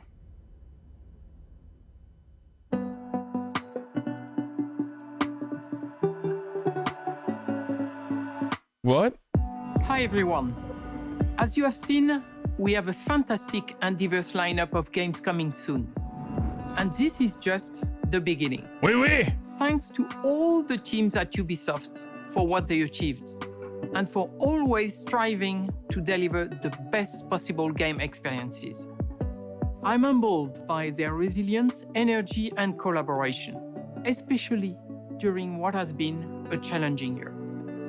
I'm also This guy's like, we really celebrate the developers that we did not fire after showing record high profits after another year. And we still decided to downsize, oui. Very good. Keep eating the dog shit we send you year after year. Which is basically the copy-paste game. Hello. We appreciate the trust you place in us. Your involvement in our game. We appreciate your trust in us as we give you merde year over year. Very good. Enriching, long-lasting game worlds. And your contributions. Yeah, have some more DLC. Make it possible. We also are proud that some of the biggest names in entertainment trust our creative teams to develop games within their universes. For example, you just saw Mario plus Rabbids Sparks of Hope, developed in collaboration with Nintendo, where everyone's favorite Mario and Rabbids these guys. Wait, Ubisoft didn't do downsizing. They were I fucked it up. They were the ones who fired people who were accused of sexual assault / harassment after covering for them for years. We would like to show you today. It is a glimpse of the amazing journey that awaits you in one of the most beautiful and they didn't fire all of them, right? Places of all. Brought to life by the latest version of our they're all merging in my mind. I feel like it's all the same. What was the Ubisoft was the one with the sexual harassment, right? At cover up.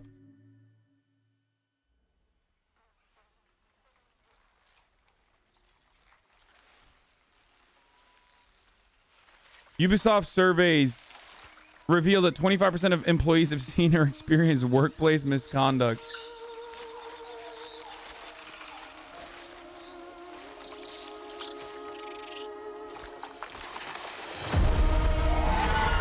Oh, this is the one. This is sick. It's the Avatar game.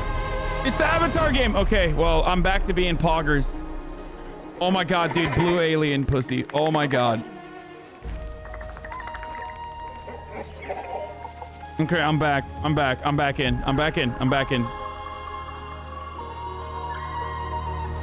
Okay, bye, Anna.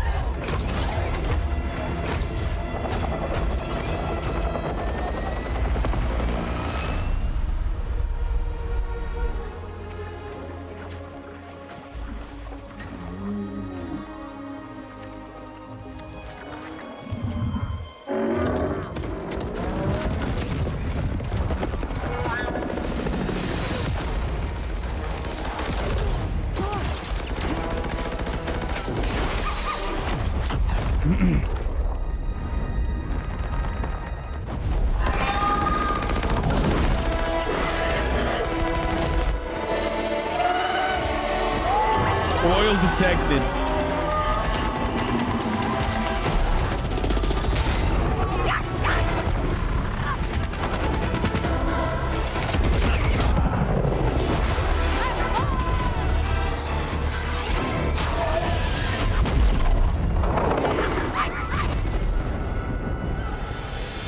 Damn, they're so hot.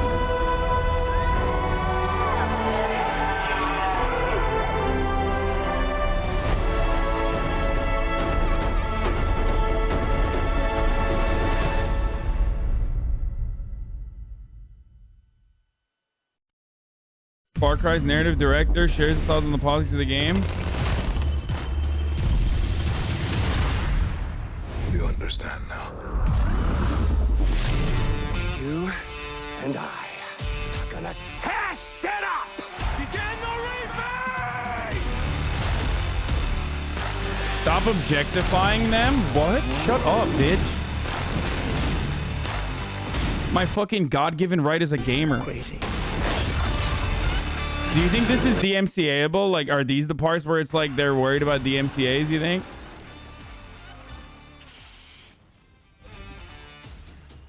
I never played the K-Kona simulator on Far Cry.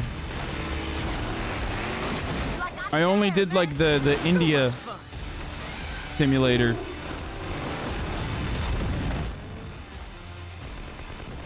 It was boring.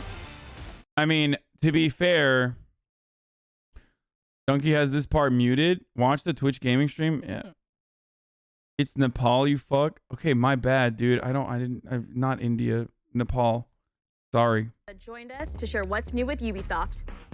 Today, we battled some Archeans in Rainbow Six Extraction. Learned some new songs in Rocksmith. Got an adrenaline rush from Riders Republic. Lit up the dance floor in Just Dance 2022. Visited new shores in Assassin's Creed Valhalla. I love when someone says like chilling confrontation in Far Cry 6.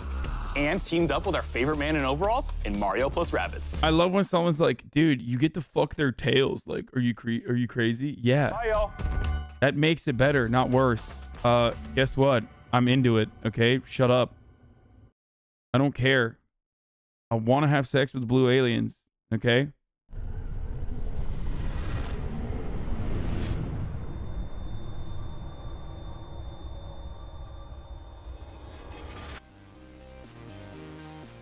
It's called Kink It Pride Discourse, sweaty. E3 2021, we just saw Ubi Forward, and boy, oh boy, what a way to close out our first keynote. Bro, sponsored by iHeartRadio DoorDash.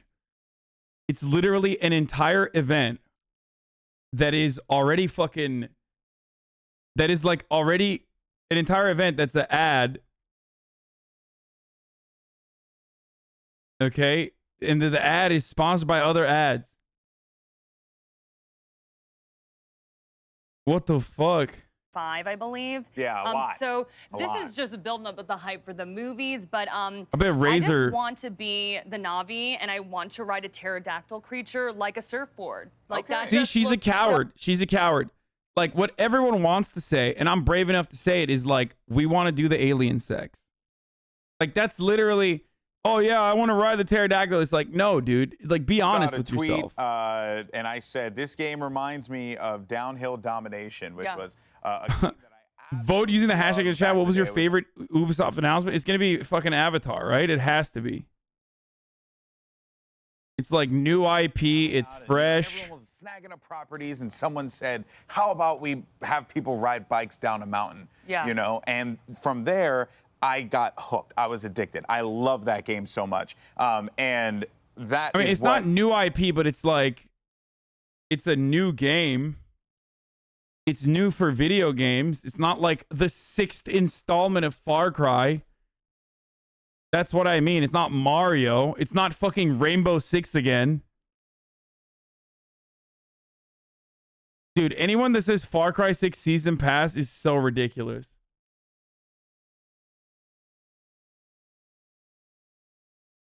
There was a really bad game when the movie came out, really?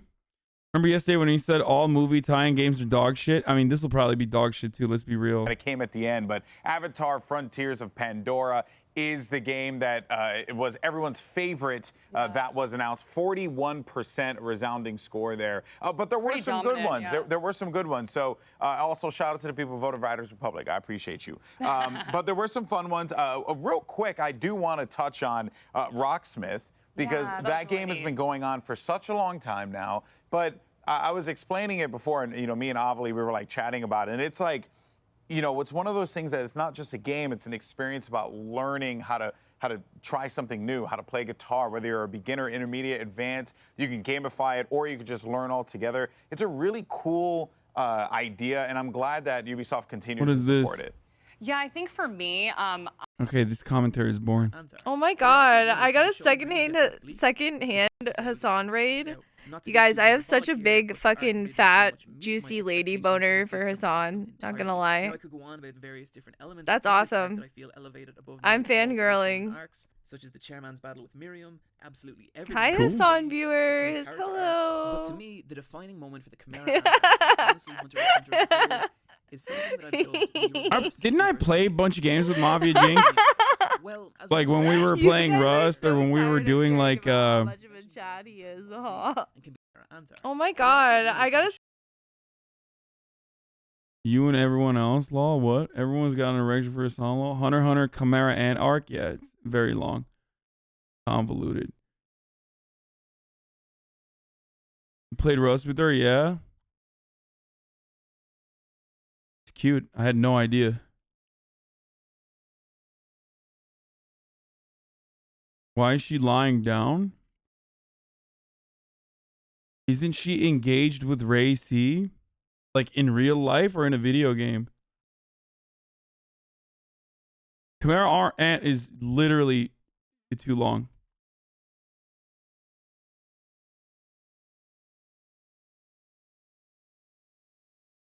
Well, get in line because the whole chat's wanting.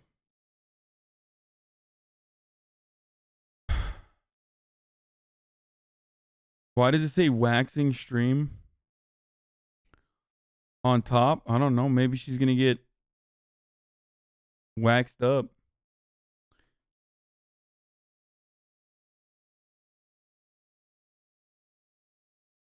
E-girl aesthetic? Yeah, sounds like Azan's type. Dude, I don't have a type. We've already like, I thought we already established this. So what is the Devour thing that's coming up? It's going to be coming up in a little bit, in like 15.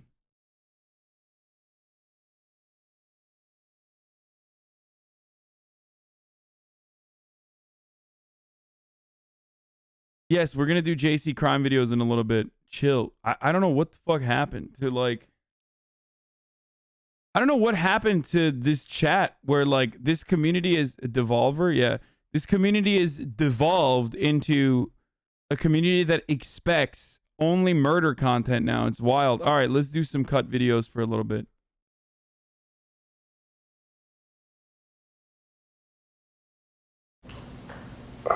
I think that you're a stripper. That's what you see? I can see that. Right now, I mean... Guess who's a sex worker, dude? Nicely dressed person. This is going fucking horribly, by the way. Hi. Hello. Who are you and what do you do? I'm Rain. My name is Craig, and currently I'm a bartender. I started a nonprofit that provides services and training and workshops to sex workers. So you teach sex? Yeah. Yeah. Today you're going to be guessing if someone's a sex worker or not. I sure am. I think typically people probably frown upon you telling them directly to their face that, like, yeah, you look like you do things with penises for a living. Do you think all sex work involves penises? No, no, no. Are you in sex work? Oh, I absolutely am. Most people know me for stripping, and I do a lot of other sex work that requires a lot more money per hour. Have you done any form of sex work?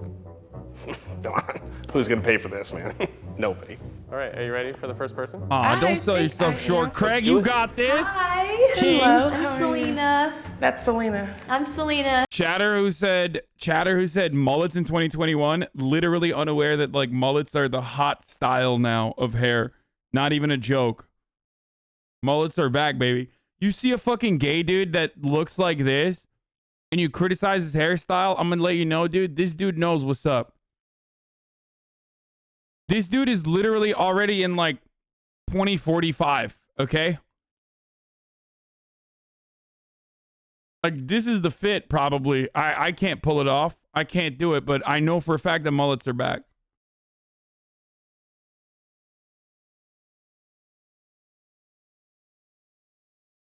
Like, we are in 2021 if we're lucky. That dude is in 2050. That's Selena. I'm Selena. All right, I gotta pee. I'll be back in 1 second. It's Selena. Hi, Selena. Selena? Mm-hmm. Okay, I'm Craig. Craig, nice to meet you. Okay. I'm supposed to figure out if you're a sex worker. Yes. You clearly just like waft in with this like beautiful bubble of joy. As a sex worker, joy is kind of like central to me. This is an OnlyFans person. She be on there slanging hair and ass. You said OnlyFans, why? It's the titties with the pouty mouth and the lashes. Boom. I think that you're a stripper. That's what you see? I can see that. Right now, I mean, you're just a, you know, a nicely dressed person. This is going fucking horribly, by the way. What I do is slang the coffee beans. Oh, you a bikini barista? Yeah. I'm a bikini barista. Love that. So I basically look sexy and make coffee. You have to micro flirt. Yeah, You basically. have a very small window to like, you know, create that connection. How do you know, Craig? How do you know, Craig? How you know about the business, huh? Because I like coffee. I love coffee. And some booty cheeks. Do you like your work? Yes, I do. There's a little bit of stuff that, you know, you deal with on a daily basis as sex workers. Sometimes guys will come up unannounced to the stand with their little wieners out. And I'm like, what? Give me $100 right now. And then they'll give it to me. And then, you know, I still give them a coffee. What? It was so nice seeing you. Nice seeing you. Have a good one. You're so beautiful, queen. Likewise, Bye. Her shoes are fire, by the way. She got the 97s. The bullet, baby.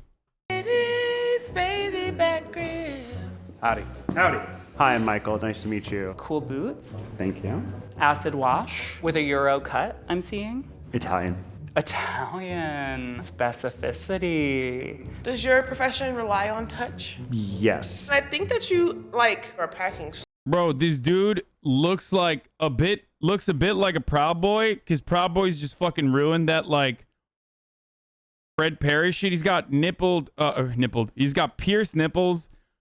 He looks like he would be a sex worker, which is precisely why he's not a sex worker. This is the debate from the cut. Are you guys ready for this? Watch the debate. So well today. He's got pierced nipples like Andrew Cuomo. So he's the governor of New York.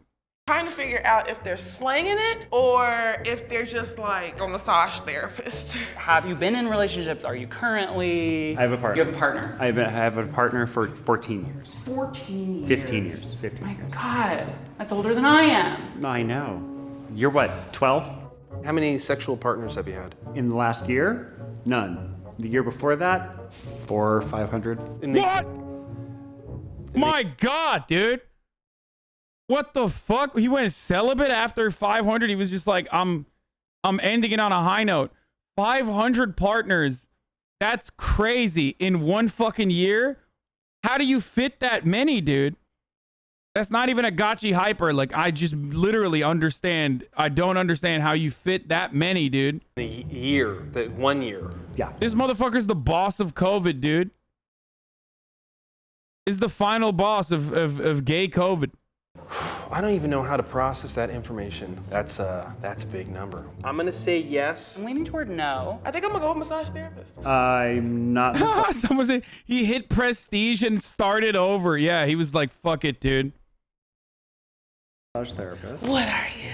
I escort and I do porn. You escort and you do porn. Oh, I was wrong. He does do porn. The nice thing is called an escort, but I just call myself a whore. When you say escort to me, I assume that it's like a flirty date. Somebody is hiring me to be their boyfriend for the night. Okay, this is ultimately, okay, Cut is now doing the double debate. This is the double debate method, okay?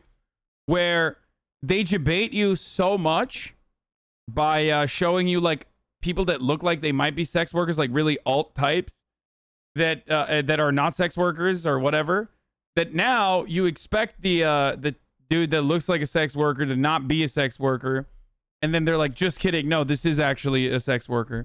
So we just got double debated. Mostly I just get hired to have sex. Hello, who are you? I'm Nat. That's Nat. Nat. Nat. Yeah. Like one of those. What's your like? You just can't admit it. You got it wrong. No, I am admitting that I got it wrong. I got it super fucking wrong. I was wrong. Movement vocabulary. If you want to demonstrate a move, I would love to see it. Look at that move. Ooh. Okay, I'm really loving Not a your sex worker. choreography. You seem to know what that's about. No I'm thinking shot. Yes, you're giving me stripper vibes. Make a lot of money? No. No, you broke? Yeah, I'm very broke. Is it because Okay, of definitely not a sex worker. COVID, or were you broke before? COVID. What are you thinking? Do you already have an idea? I'm thinking that she doesn't have money because COVID took away all her John. No shot. I'm gonna go with that you do some kind of cam girl work. I do not, and I'm not a sex worker. You're not? I'm not a sex worker. Okay. No, yeah. All right, okay. I'm a pole dancer. Let's fucking go, dude. Hey, everybody. All right, we're back. I'm back. Instructor. I'm back. Ooh, I got it love right. this distinction, the nuance. It's kind of like in that gray area where it's like, Yeah. I see you existing in your little gray area. What do you think the relationship is between like stripping and pole dance? I think that pole dance comes from stripping, and I think that pole dancers need to really understand that and accept it and be sex worker positive. What kind of people do you normally teach classes to? Bro, pole dance instructor is such a wildly specific fucking profession. It really is like, I mean, it is wild that like I'm not just a dancing instructor, but like I instruct on dances that revolve around a stripper pole. That's crazy.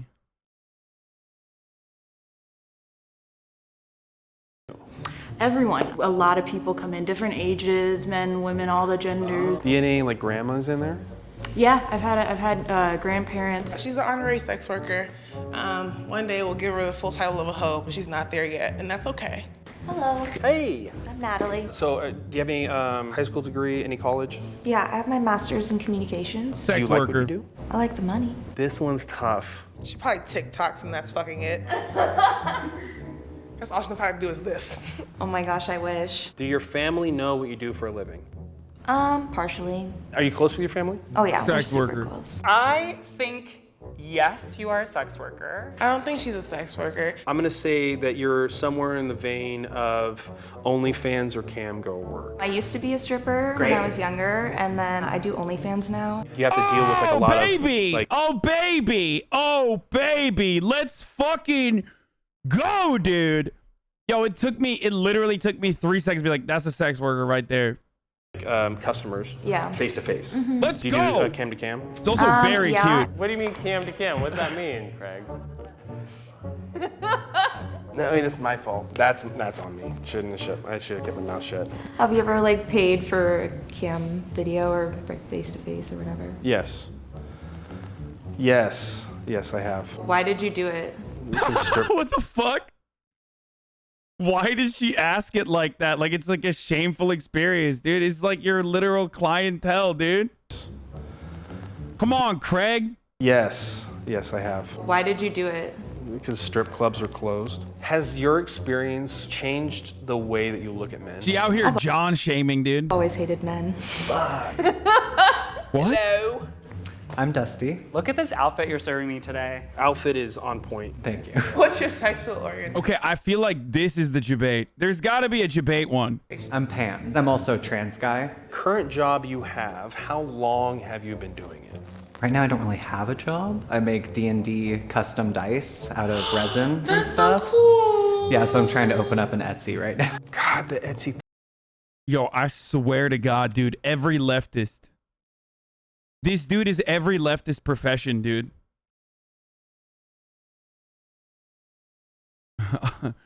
He really came in. I mean, his fit is fire, okay? Those pants are fucking sick. But he really came in here like, I'm the Joker, baby. Thing throws me off, man. I could be making dildos. I was gonna say, you could be making like Harry Potter themed He's dildos not or a sex something. worker. Do you think someone who loves Dungeons and Dragons would be a sex worker? Yes, absolutely. The D&D players I know in my Thank life you, King are Harry. the sluttiest people around me. I'm not saying a lot.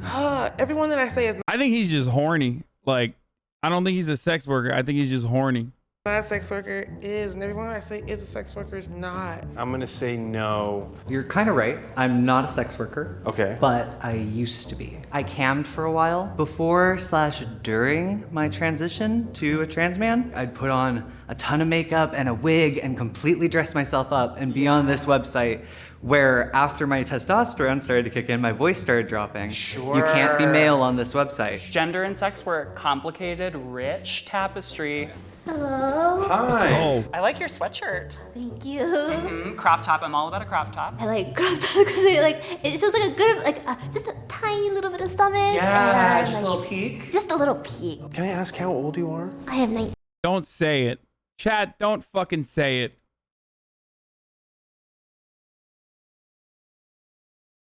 I don't know about this one. I don't know about this one. Okay, all right, that's pretty young. What are you passionate about? I'm really passionate about anime. Anime. I'm really into cartoon porn. Like hentai. Mhm. Oh, I love hentai. Yes, amazing. Oh my god. I don't think she's a sex worker. Originally from? I'm from Japan. Being from Japan, have you ever felt like men kind of sexualize you based on that? I would say yes, and also the fact that like my voice is a little bit higher. They're like, oh my god. Like at the most she does like voiceover work. I guess technically that still would be sex worker, but I don't think she has like a OnlyFans or something. You know what I mean? She might be like a voice actor for some shit. I don't know. I don't think she's like. God, you're just like. I don't think she like appears in it. Does that bother you? I'm just so fed up with it. I'm like, I'm not gonna use voice chat ever again. This is one of those ones where I'm going against my better judgment. I'm gonna say you're not a sex worker. I'm gonna just go bold and say like, yes, you are a sex worker. You're right. I am a sex worker. I was wrong. But what I do, I don't actually participate in it. I'm actually a rigger. Oh, I was right. Never mind. Never mind. Fucking called it, dude. What is that? I tie people up. Oh, okay, all right. That's so cool. Can I ask you how you got into that? My friend has an OnlyFans, and I was like, I know how to tie people up. And then I asked her, like, hey, can I tie you up for like your OnlyFans? Okay, I thought like, to be fair though, I won't take credit for that because I thought like she does like voiceover work or something. Like I didn't think that she would be like a BDSM. I'm not gonna say the word because it's a little hard to say, and then not get clipped out of context or some shit. I don't want LSF threads, but you know, a person who rigs. To kind of spice up like what you do. And she was like, sure, and I tied her up. I feel like rigging people, there's a lot more creativity to it. I make macrame, which is basically bondage for ferns. It's nice meeting you, little one. Oh, we're bowing. I like your sweater, Melly. Thank you. It looks cozy. Sex worker. Look at your titties. You're not wearing a bra either. I am. No bra. You are wearing a bra? I'm sorry. Is this how you normally dress? Yes. Do you dress differently for work? Yes. What can you see me doing? Honest to God, like the first thing that popped in my mind is you're a dominatrix. Because you're like very confident with me. Like I would normally be a guy that you'd beat the shit out of. Do you have a lot of sex? No. No. Like No. big dicks? Of course. Of course. Are you a mom? No. Then she is definitely a sex worker.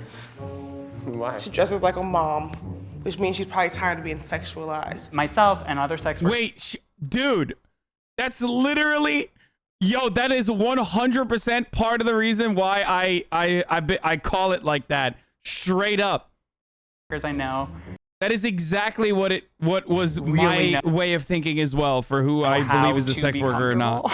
I'm like, oh, But she this might is not maybe a be. sex I worker might be who's, like, wrong, running out for but a she does. coffee, feeling cozy. What do you do? I'm a stripper.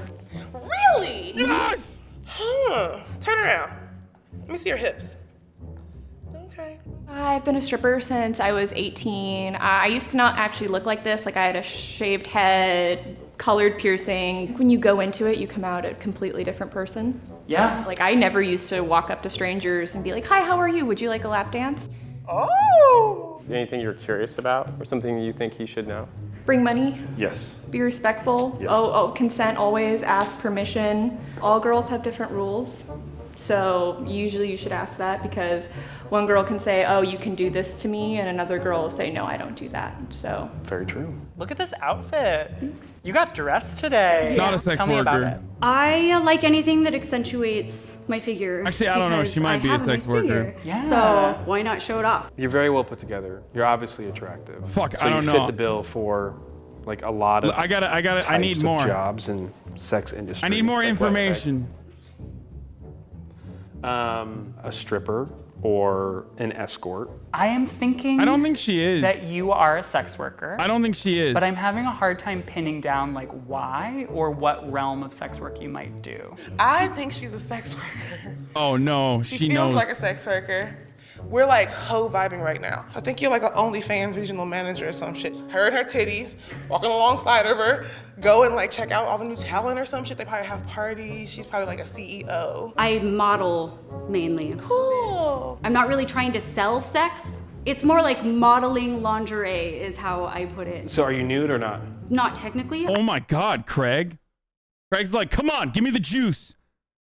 Can I see them titties online somewhere or not? I will be purchasing your OnlyFans. God damn, Craig. Craig, straight to the point. Do I see all of it? How much do I get to see? Yeah, nude or not. So wait, technically, am I right, dude? Am I right? Because I say she's not a sex worker and she doesn't say she's a sex worker. I don't show the goodies. What is sex work to me is defined by like how people either receive or use or that imagery. If a photo of this floated out and somebody's wanking. I mean, she's a lingerie model. I bet she does like vampire shit too, though. Like, I could totally see her like doing cosplay. Like, you know, this is a Chapo joke. But you know what she reminds me of? She reminds me of the female Mythbusters fan, okay? This is absolutely a Chapo joke, but like, maybe not as tatted up. Like, I mean, she needs to be more tatted up to be the female Mythbusters fan, but like, she just looks exactly like the type of girl that would be doing cosplay, maybe like, you know, maybe like taking photos and stuff in like somewhat lewd, but not nude shit. It's like teetering on the edge of sex work. I don't show the goodies. What is sex work to me is defined by like how. I didn't initiate it, I guess. I didn't put it Sure. out there as like sex work. I've been told by men that they're jerking off to me and stuff. And I'm like, what does that feel like? I'm just like, okay. Yeah. I don't even have to be. I could be wearing this. Yeah. And they're like, I love this photo. I totally did something to that. And I'm like, good for you, buddy. So After you're not this, a sex we'll go back to worker? E3. I am not. No, I know. I know it's very surprising, but I am not. Ever thought about doing like the Magic Mike type stuff? You'd be a big hit. Oh, that's very nice of her. I'd come watch that. Okay. Oh my All right. God, No, Craig that's is good in. to- Craig that's is good to in. know. Craig is in. Do you respect people in the sex industry? 100%. They're everyday people, they have everyday problems, and they are running a business, and their business happens to be, you know, themselves. Would you get into sex work? Would I get into sex work? No. I can barely do the work that I'm doing right now, let alone trying to use my body to try to entice money out of people. That's not my bag. Did anything surprise you? People's definitions of sex work are always cool, but you know, it's just stigmatized. I think the stigma around it really sucks. The more we can open up sex workers' access to the tools they need for safety, part of that is internet safety, part of that is literal physical safety, the more we are destigmatizing sex work and the safer those people can be. Like, there's this weird attitude that some people have about like paying for sex work. Like, it is pretty respectful if you are like paying for sex work, as long as you also recognize that the people that you are paying for are just like are actual human beings and people. Craig seems like a ethical coomer in that respect. So, dude, Ninja, you want Devolver, but it's not actually Devolver. They're still talking about Rainbow Six operators, brother. I don't know what you want from me. Like, look at this shit. Now, Michael, you gonna play? And I definitely don't want to watch this shit. Okay, I can tell you, I am not interested in that at all, dude. My internet crapped out as it started the Nameless King last night. Huge bummer. Did you get it done? Absolutely not. I mean, it's on Twitch Gaming. Yeah, but it's not real shit. It's like fake, isn't it? All right, here, we'll watch it. I mean, huh? Right? They always have like Shit weird garbage. shit. Fucking shit garbage. I mean... It's a dumb idea that'll never work. And you're an asshole for thinking it up. Who thinks this shit It up? was me. I thought the shit. An asshole thinks this shit up. We're not doing a 4-year-long series of narrative videos about the futures, whatever the shit. Devolver Digital Cinematic Universe. You shut your fucking face. That was supposed to be me, right? My face. Is that even legal? All Devolver Digital new hires release wholly any work likeness attribution and/or image rights upon execution of an employment contract, clear as day. Basically, we can do whatever we want with your likeness, even if it is. They said we're a new org. These things happen. Enough! Enough of this. You, less talking, more typing. I don't like it. The internet would never buy it. We produce Video games at Devolver Digital, and damn good ones, I'm told. Now, get the hell out of my conference room and take your dumb movie idea with you. Yeah, but listen, it's not just a dumb movie idea. It's a multi-layered narrative universe. You don't understand. This is art. This is painting with light. This is cinema! Cinema! Well? Listen, Slimes, it is a goddamn white-hot arms race out there. A hype-eats-hype, media-fueled intimidation game, a boss mode, knuckle-fuck nut-kick. And we are falling way the mother-effing Emmer shit behind. Melissa, do the numbers. Oh, yeah, God. So in the last bad, people. Real type bad. We need a fresh perspective. Something wild, something stunning, something new but not too new, but new enough so that it seems new to those know-it-all know-nothings in the know, you know? Actually, ma'am, I think... No. Record scratch. What? Who are you and why are you making noises at me? Nina. Ma'am, Nina Struthers. I'm an adjunct under-executive on the marketing team. I'm gunning for synergy officer one day. Why are you pouring the coffee? Because we need coffee. Grab it, Hackjaw. Nina, is it? Put the coffee down and talk at my face. Well, the thing of it is, a few of us were talking and... Monetization. As a service. Zane? What he said. That's gotta be the most ridiculous... Let's fucking do it.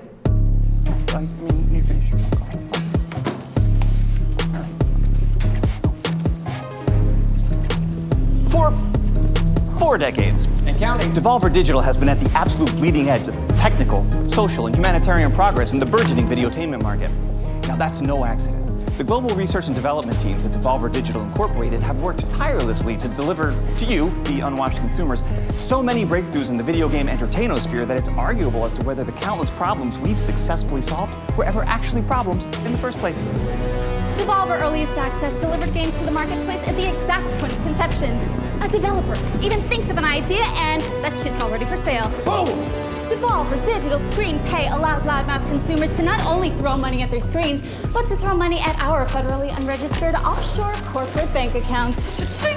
Devolver even jumped ass first into that crypto life though, bruh, before electric car barons made it all the rage with loot box coin. Every year, Devolver has like this, you know, played out long ass fucking bit, and everyone yells at me, and they're like, "Dude, you gotta watch it. It's sick." Last year, we spent money we didn't. To be honest, like I don't even know what the fuck. What games do they make? Do they even make games? Revolutionized the very concept of marketing as the industry's very first quadruple A playable video game. It's like meta-analysis or meta-criticism of like the video game industry in and of itself. Can't be stopped though. No. So this year, Devolver Digital is taking aim at the blisteringly lucrative subscription service video game market. Oh, they made Hotline Miami. Well, that was a good game, I think. Devolver Max Pass Plus.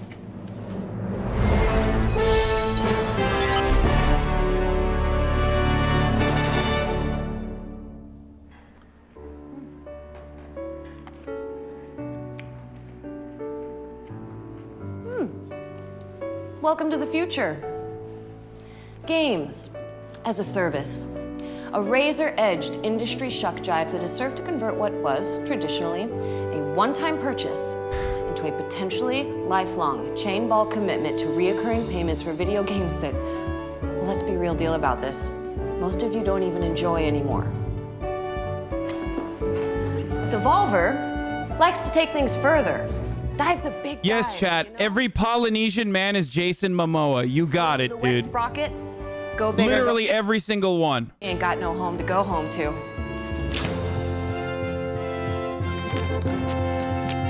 Devolver likes to take things to a place that isn't even funny.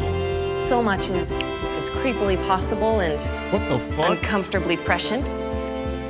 That is why monetization as a service. Give me some more. We see it as a groundbreaking new way to keep consumers locked into a semi-regular non-payment schedule with a novel, if not needlessly complex approach, wherein a top-tier service subscriber, that is you, look at you, is granted access to dozens, if not hundreds of dozens, of premium purchases at the low, low monthly price of no cost to you for the subscription itself. Hit me again! Whew. That is the Max Pass Plus difference. You simply apply, and your credit competency, work history, genealogical strafe vector, total lunar payload weight, environmentally induced super selection state, and very first magic deck are evaluated on a 29-point density matrix, and boosh, you're absolutely Rose Street.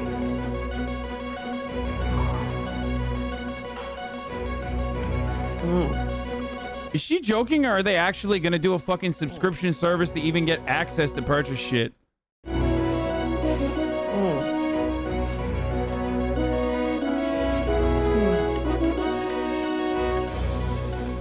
From there. This, like I said, it's commentary on the gaming industry. They're making fun of the gaming industry and how much it's like, what degree it's like, what it has evolved into. This like hyper-capitalist dystopia where you have to, they're saying that they're going to unveil a new service that they're monetizing monetization, where you have to pay to even purchase video games. That's the joke, okay? For those of you who don't understand humor, sorry, this is the leftist community. Some of you have never laughed before. I need to describe it to you, okay? Let's check a look. People get mad at me, but like, I literally have to describe shit to people because laughter is not a part of their daily routine. With Devolver Max Pass. I mean, it's not funny, but at least you can understand the joke that they're trying to attempt.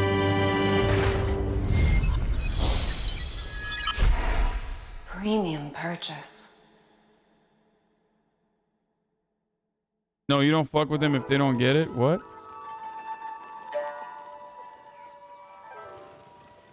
Is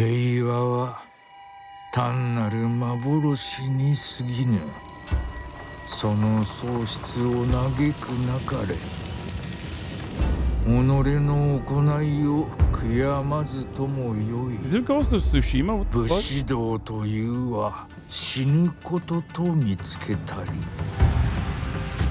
Oh, never mind. It's a side scroller. Okay, that looks sick.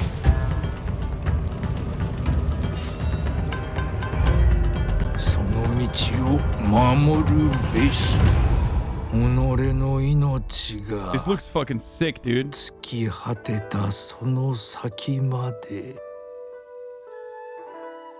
to Yomi. Not every samurai game is Ghost of Tsushima. Shaking my head.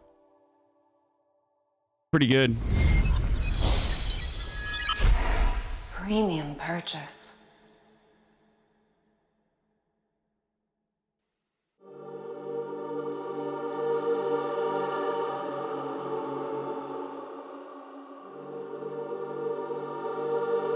All phantoms are players that attempted the temple and failed.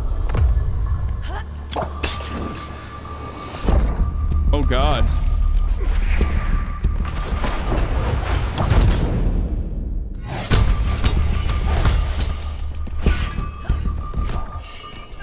First person Breath of the Wild.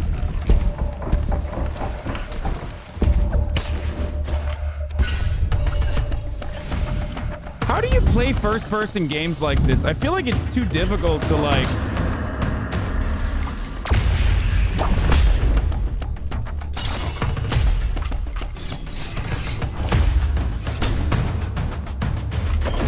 Doing a temple runner in first person, I feel like it's like too difficult where you like, feels like it'll make you throw up. This is VR? Yeah, I am not playing that.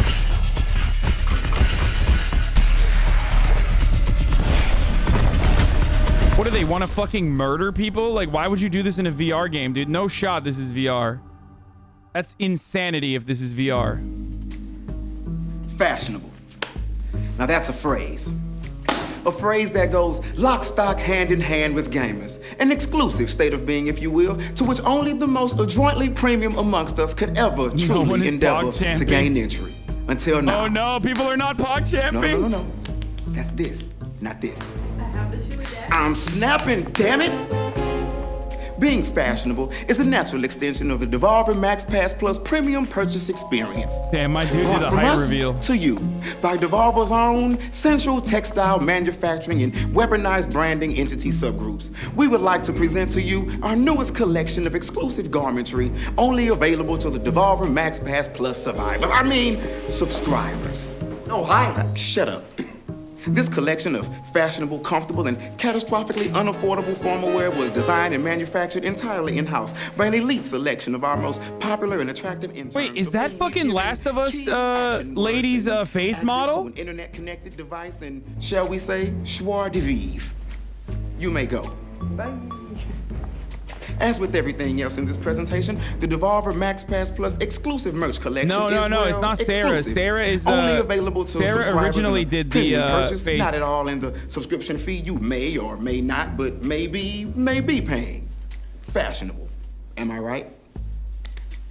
Now, let's take a deep breath and take a peek at these two premium purchase products that will be available to you soon. The adoring Devolver Max Pass Plus Survivor. Subscriber. Oh, man. Yeah.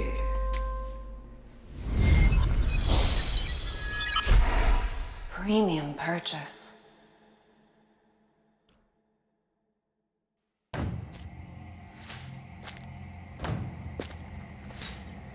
shattered sky and boiling sea. Is a ruined world our gift to thee? Miles of heavy trials just waiting in the wind for me.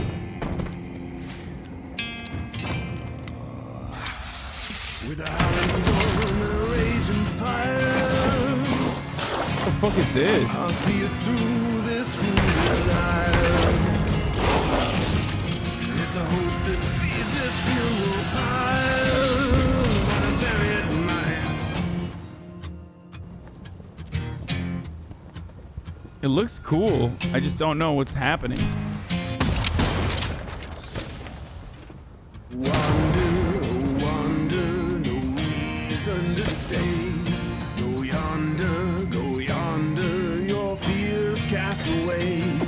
A home of breath and bone, so they say. A wizard with a gun. A multiplayer survival sandbox adventure. What the fuck?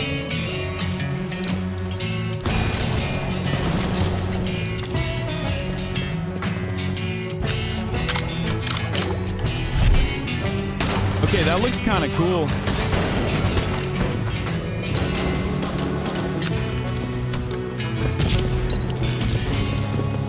Yeah, it's kind of like Don't Starve.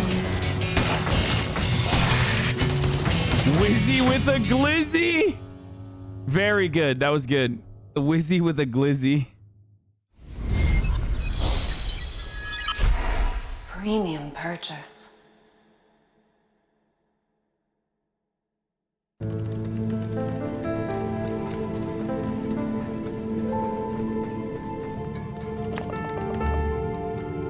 That's a Switch game, right? I hope. I mean, that's good. Good shit. I love Switch games.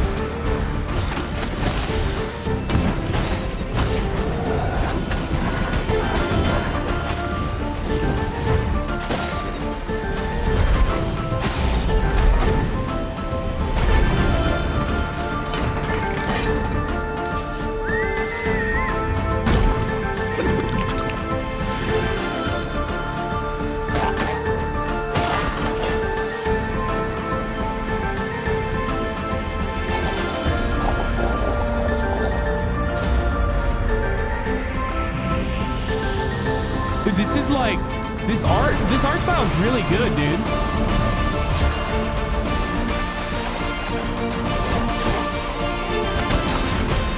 Oh my god, this is like Hades, bro. This looks like Hades, but with better art style. Or different, but cooler.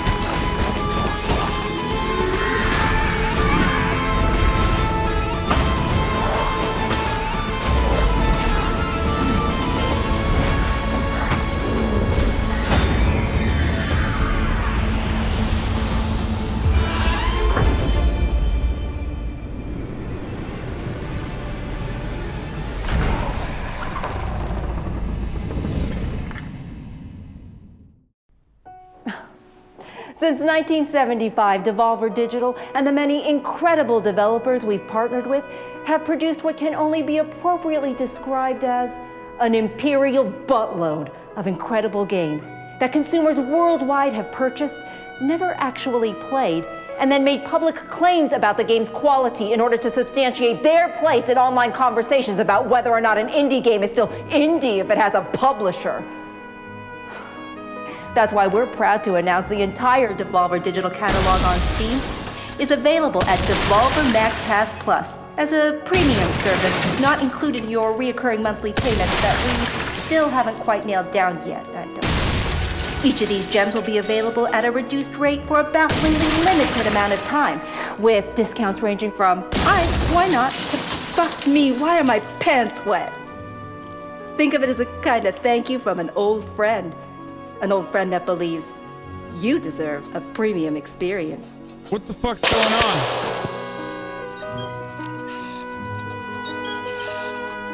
Visit Devolver Max Pass Plus. I'm gonna go ahead and assume that the Jardine stream is over, which is why there's a wave of fucking Türk Warmers in the chat. Premium purchase. Türkler, we're watching the E3 stream right now, okay?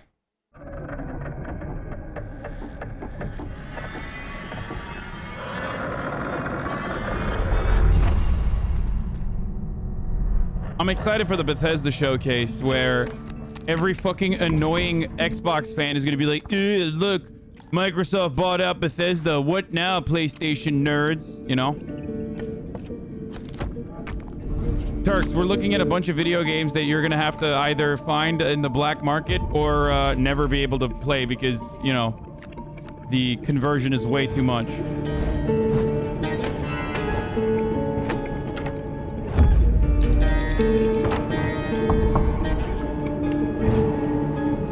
What the fuck is this?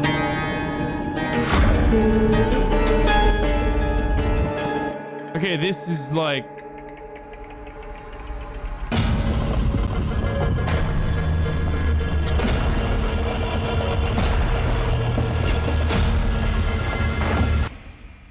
What?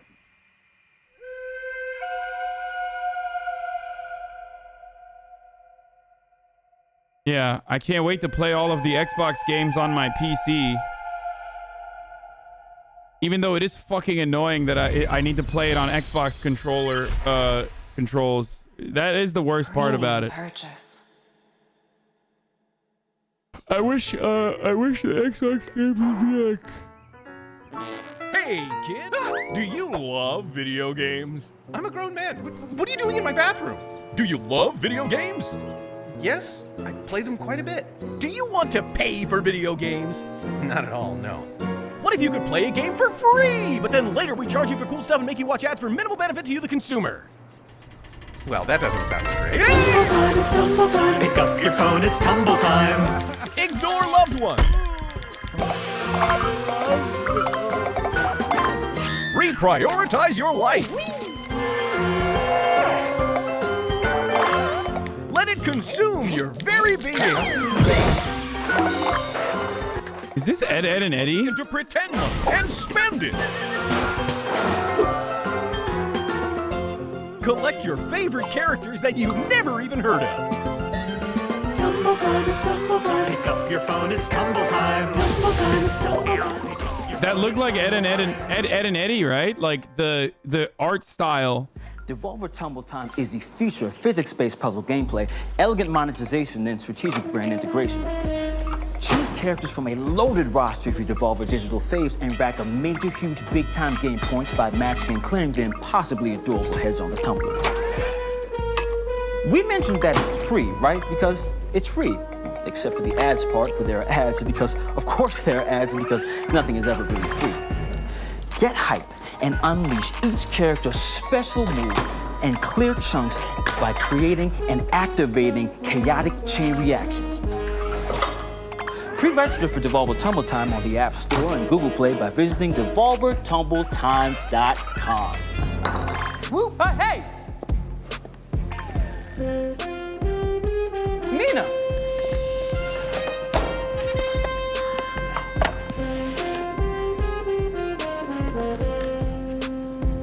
It's wild that the most enticing thing in this entire presentation, except this presentation did have some decent games, is the hot dogs.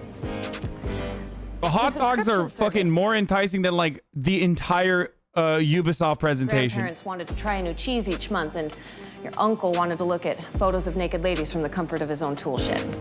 A relic. An unwieldy, physical beast that we have haphazardly I don't even let like slip chili dogs into the too. digital Like realm, I've leaving talked us about it with before. I nothing but think chili ones dogs are hard and to eat. zeros to stand in for our stinky dairy product imperfect knockers. Devolver, though, aims to return subscription-based addiction back to its more tangible roots with a premium purchase title available only in this, the physical plane of actual, real, for real existence. Is that? Goddamn right it is. Introducing Demon Throttle by developer Doinksoft, the creators of Gato Roboto. It is coming to the Nintendo Switch as a physical box set, and only a physical box set through our good friends at Special Reserve Games. Oh, you heard me right. Demon Throttle will not, I repeat, will not be available in any digital format and is only available for you to purchase as a retail product and put on your shelf and to never play or to sell at ridiculous scalper prices to anyone who missed out on its initial offering starting today. Check a look.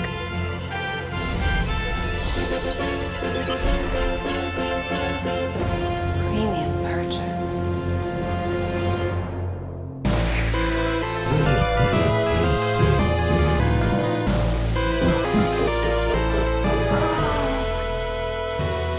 That demon just my way. Or something. What the fuck?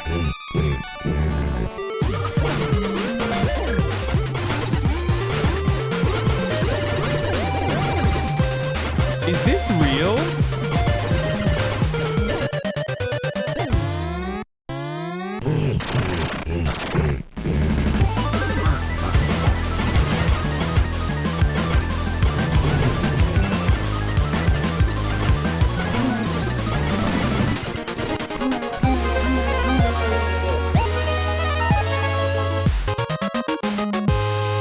Demon Throttle.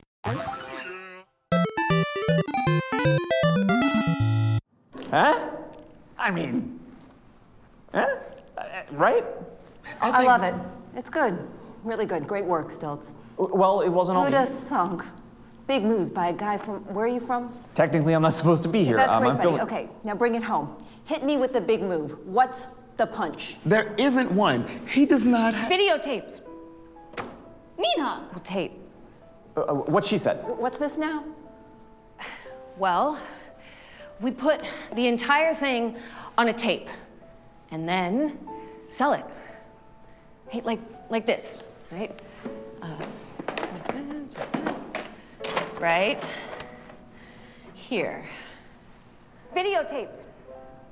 The trick, though, is that there is one and only one, and we sell it to one buyer. We put only the entire thing just the one on a tape. Just the one? Just the one. Sell it. Okay, and since there's only one and the buyer keeps it, and we broke the little tab on the inside so you can't. Bro, what is this, like Bo Burnham's inside? Is that what this is right now? This is like a non-fuckable tape, right? NFT for short.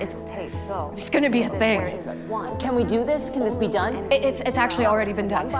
Okay, the one copy of this entire presentation on tape, the one in this player right here, is available online for the first Devolver Max Pass Plus Triple Platinum Elite Gold Star Magnum Double XL tier subscriber to go to devolvermaxpassplus.com and buy it.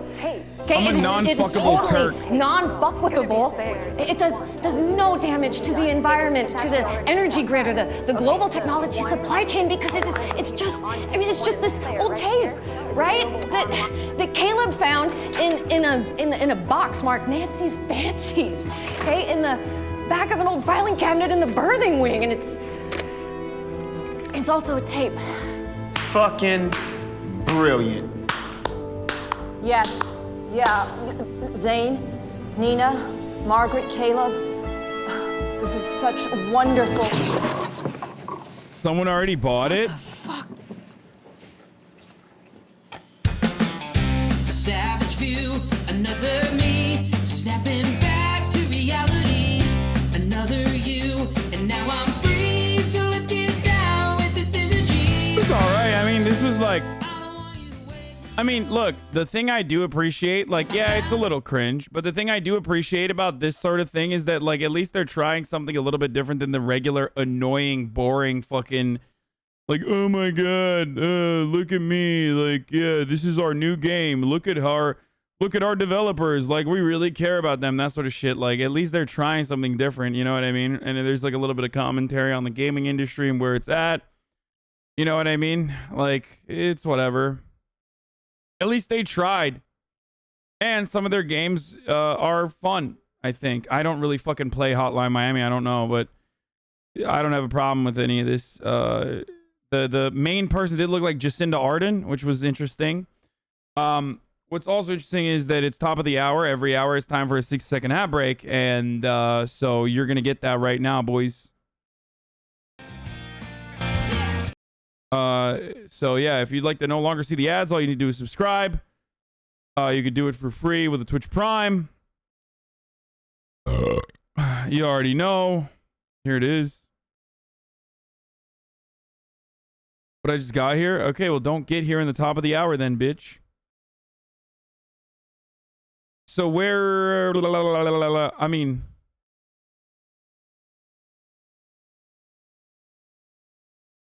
Gearbox is on now. What is the like?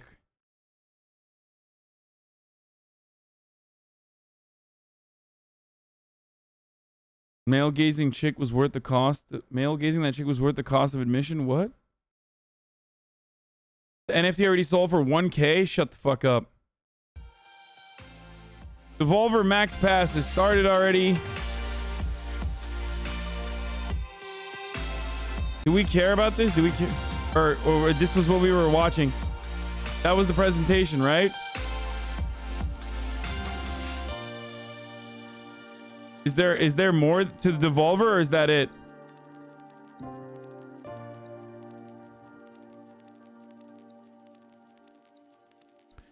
Okay, Bethesda is tomorrow. I don't know what else is happening here. In production, we're shooting. This is a live soundstage, and I thought, since I'm here, wouldn't it be cool if I walk you around a little bit and show you some of the cool stuff that we're doing? Let me walk you this way. Gearbox. The money for the tape went to a good cause, at least. Bethesda is combined with Xbox. Yeah, I know. It's tomorrow. Yeah, I'm not really interested in all of that. Okay. All right, let's go back. Let's fucking, before we go to murder shit, let's watch the 6 cheerleaders versus 1 fake. Humans, Kendra from Jubilee here. Thank you so much for checking out this episode. But before we get into this video, we want to thank... Damn, Google sponsored them? That's crazy. Okay, 6 cheerleaders versus 1 fake. Let's take a look. And then after that, we'll do murder, okay? Chill. T-T-A-C-K. Oh my god, I messed up. Can I do that again? I'm sorry. We brought together 7 cheerleaders. Can we watch the asexual Jubilee video? No. A cheerleader. I am a cheerleader. I am a cheerleader. I am a cheerleader. I am a cheerleader. I am a cheerleader. I am a cheerleader. 1 is a liar. If the group discovers who the liar is, they'll split a cash prize. If the liars are... You know how I know I'm old? I don't know how old these people are, but to me, they literally look like they're 14. Survives, they win the entire prize. Who is the odd one out? Okay, so names, what gym we were, and if we were base, back spot, or flyer. Yeah. My name's Meredith. I cheered for California All-Stars for 5 years, and I was a base. I thought that Meredith wasn't a cheerleader because of her long nails, just because you're always fisting. So that tends to hurt your skin. Okay, my name's Anaya. I cheered for about 9 years, high school and competitive, and I recently modeled for varsity, the Spirit Catalog. Oh, that's awesome. My name is Hung. I'm in Cal State Fullerton cheer. I'm still currently there, and I've been cheering for 3 years, and I'm a back squat, main, or side. Hi, I'm Diana. I did high school cheer and collegiate cheer, and I was the base and the flyer. Okay. Hi, I'm Alexi. I did high school cheer. I did 1 year in college because I had to move back. I went back east, and California State University credits don't count, and so I did mostly tumbling as a coach. under the pressure. I was like, oh my gosh, I have to like get in there and say something. But when it came time to me saying stuff, I'm like, oh no, I'm losing words. I'm Savannah. I've done youth cheer like my whole life, and then I did 1 year of All-Stars at SoCal Select, and then I do high school cheer now. I'm a flyer, by the way. My name's Ellie. I did high school cheer and All-Star cheer. Okay, quickly, your favorite. I think she's the one who's lying. That's it. I don't know anything about cheerleading. Just vibes. Okay? Don't know anything about cheerleading. Don't have any experience with it whatsoever. We don't have cheerleaders in Turkey. Didn't grow up with that beyond like fucking watching it on American television. I just did a vibe check and she fucking failed, dude. Sorry, you're getting arrested. Just kidding. That was actually a different stream. I went back to the fucking murder mysteries for a second. I just fucking vibe checked her. She's not the cheerleader. Favorite thing about cheer? The family aspect of it. Competing. I like looking cute and working hard. I like stunting. I'm a sportsmanship. I like looking cute as well.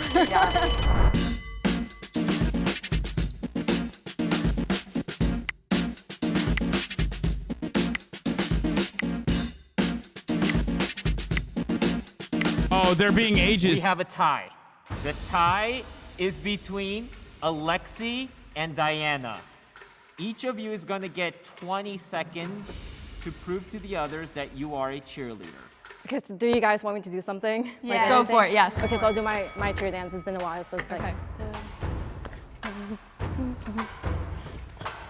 That's a cheerleader.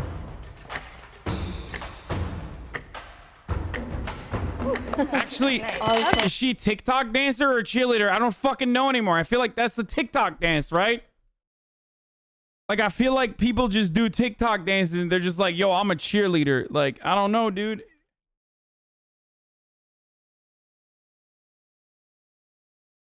That looks like some Addison Rae shit. Okay. Is she a cheerleader or a dancer? Because when she did that dance, it was not as sharp as cheerleader. Great, so I did mostly tumbling cheer at the All-Star Athletics cheer gym. I was teaching the mini and the tiny, so I'll just show you what I was gonna do. Okay. That's definitely, Okay. Yeah, that's fucking 100%, like, without a single shred of a doubt, that's a cheerleader right there, dude. Alexi pulled out the back tuck, and I got a little thrown off because I originally had voted for Alexi. Okay. She goes, oh, okay.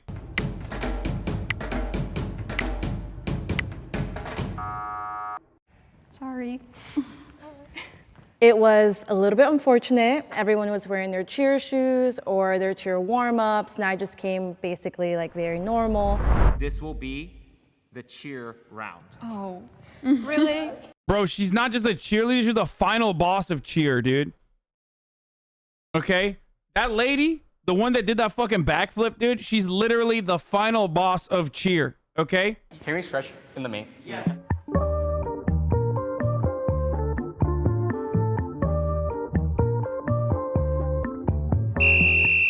Hey, T-T-A-C-K, T. Oh my god, I messed up. Can I do that again? Hey, T-T-A-C-K, defense, attack. Let's go. Hung did really good. His toe touch was really nice. I loved his motions. I heard like the girl was like gasping because like my toe touch was super high. To the G, to the O, yeah, go, go. All right, let's hear it. Let's go, Pride. Okay, Dude, cheerleading is such a weird concept, dude. No disrespect. I mean, just kidding. We're on Twitch. There's probably 0 cheerleaders in here. Actually, never mind. Cheerleading is like very nerdy, right? I feel like cheerleading isn't like the way that they portray it in movies where it's like the hot girl in high school, prom queen is like the cheerleader. Like it's like hella nerdy now, isn't it? What is cheerleaders for? Hell no, only popular girls do that. But like, I used to be a cheerleader, LMAO. Cheerleading is super dangerous. 100% injury, 100 times more injury rate than other sports. Yeah, I mean, I was a cheerleader. It's definitely cringe. My niece does cheer and she's a total dork. I feel like I went to college with someone whose sister was like a competitive cheerleader and got like scholarships and shit for it. And she was fucking jacked. Like, I just remember That's my only experience with like cheerleading. And also I knew one male cheerleader in college as well. So like the only experience I have with cheerleading is like those 2 instances, and they were both nerdy as fuck. Like one of them got like into the cheerleading team at Miami, so like he was super nerdy that way. And then the other one got like scholarships and shit for cheering. So there's like a cheerleader magazine that she was in. Like they are, I don't know how to explain it. They were like very intense about cheerleading. I'm dancing because I'm a little, like a cheer dance because I'm a little too broken to do anything else, but okay.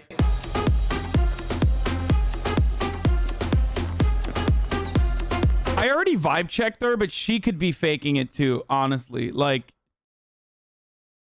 she's just doing TikTok dances. She looks like this just looks like a TikToker that snuck in.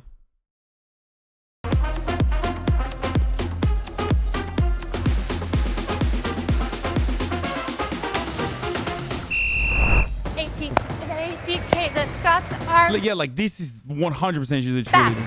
ATK, you're the leaders of the pack. ATK, attack, attack, attack. Go Granada! Woo! Mine's a little more simple. I'm just gonna do a field stretch. Wait, can I do that again? Hang on. Okay.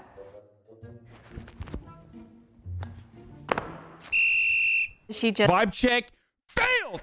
Vibe check failed! I'm telling you, dude! I'm fucking telling you, she's just a gymnast. She's not a cheerleader, she's just a gymnast. Get her out of here! Get her out of here, dude! I saw her fucking vent, dog. That's it.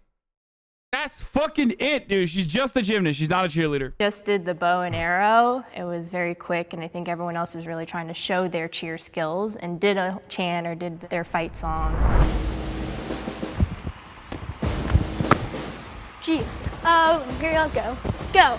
That's right. Unite, Imperial, fight, fight. W, I am Imperial. Bro, this one is like very clearly done with cheerleading, okay? Like, she's like, nah, she's like, I'm done being fucking thrown around as a flyer, which I assume is what you do when you're a flyer. She's like tiny. So she's at the fucking top of the pile getting like thrown around the most. She is so burned out from cheerleading. Like, literally look at her face when she's doing the dances. Like every other cheerleader like fakes it when they're like, ah, this is the best thing I could ever do. I'm flailing my arms around like this. Is so much fun.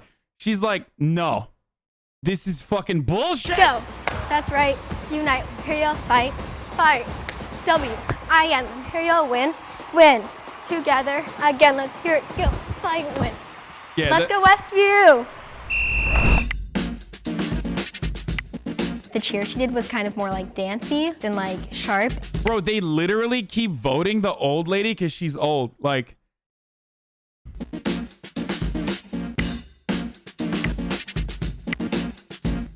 that's crazy. Like, she literally is not only a cheerleader, or definitely was a cheerleader. I feel like, how the fuck is she she's surviving these vibe checks, dude? Not only is she a cheerleader, I feel like she's also like a cheerleader like coach or something. Like, she probably is still, she's like still into it. Like, It was like, what I did sucked. So I was like, that's fine. She like definitely coaches cheerleading or some shit. She's so into it. In 3, 2, 1. Okay, that is majority. Have you guys all competed? Yeah, I did. Okay, so like what competitions have you been at? I've been sharp, jams, and like NCA. Yeah, like NCA, USA. American Grand. American Grand. Aloha used to be a thing. What's your favorite Jams, college cheer team or like all-star cheer team? Calicoed for sure, 100%. Dude, Smo-Ed, because I used to be obsessed with them. Oh, and wait, what was that? What was the cheer movie about? Or the show? Navarro? Or Navarro. Wait. Gabby Butler, she was on like. Bro, that's, yo, I'm lasered in on the sus one, dude. She's like, oh yeah, all of those things. I was a part of all of those things. Also, what is that cheerleader movie about? That is such a fucking gigantic self-report, dude. Get the fuck out of here, dude. Get him out. Get him out. The one from TV. Like, that's so obvious. Like this Smo, like cheerleader. Yeah, I literally wanted to be her so badly when I was younger, and she like. What's the worst like injury you ever had, like to still. I went to physical therapy for years for my ankle. So like, I had a severe concussion, and I'm like a couple years ago, I had to quit because of it. Like, and like I passed out on the NCAA stage. A girl did a basket, and I was behind her, and the heels of her Infinity shoes dug into my head. I love how you're worked up about teenagers lying. Yes, I am. It's called Among Us, dude. Are you kidding me? That was like an entire genre, and it made people's careers, okay? I felt mine was a nose. Mine was her nail was so on, like scratched my nose. I was like, oh, cheer! Everyone always had a broken nose. Everyone's nose is always crooked. You're too flyer, right? Can you see like your like air vest, Scorpio? Girl, I'm so not lie. flexible anymore. No, you're good. No, dude, okay, like, yeah. Once I saw all Wait, stars, do that again. Why are you not pulling your toe? She's a Jordan. She's not gonna crease the Jordan. I did feel like everybody was kind of like more like shifted towards this way, and I was kind of like the outlier. So I was like, oh, I'm trying to inject myself into the conversation. Made people's careers, biggest self-report yet. What, me saying Among Us made people's like streaming careers as a self-report to you? How was it a self-report? It was literally the most popular fucking genre for like the past year, bro. You fucking idiot. What, like a self-report as in like I'm reporting the truth? Or that I know what the truth is? Is that what I just reported to you? Without like seeming too like sus or anything. Actually, my parent doesn't know I'm in cheer.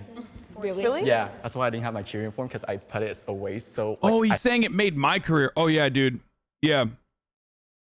Yeah, remember when Among Us was the most important thing that I did when I played like a total of 20 hours? I think in the past year, way less than anybody else. Except everyone still says like AOC and Among Us was the most, was my biggest stream. Even though, a fucking election cycle occurred this past year.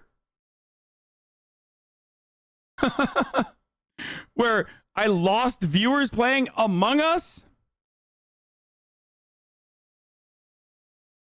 I hid it away, and like my dad threw it out. I was like, "Where's that bag?" And like he said, "I throw it away. I thought you don't use it." I'm like, "Oh my god, there's go $1,000 my Cheer uniform." uniforms are so expensive. It's There's like like all stores. Yeah. Do you guys know like what bows of London are? Yes. Yeah. We like added up like how much it would be for like the whole team, and it was like thousands of dollars just for bows that we wear like 2 days. It's the most expensive sport. NCA and then like. I feel like people don't Summit, think yeah. cheers a sport because they think like we're just doing like in the sideline, I just don't want to get like controversial, but I feel like high school cheer isn't as much because you're not competing for anything. Yeah, depends on your level. Oh wait, there's like CIFs. Like, so like I competed in high school, and like Arizona cheer for high school, when they compete, they're really good. I really don't think it's anybody here. So I don't think it's anybody here. I think we voted them all out. I didn't think it was either of them though either. But, like, I actually did. I did too.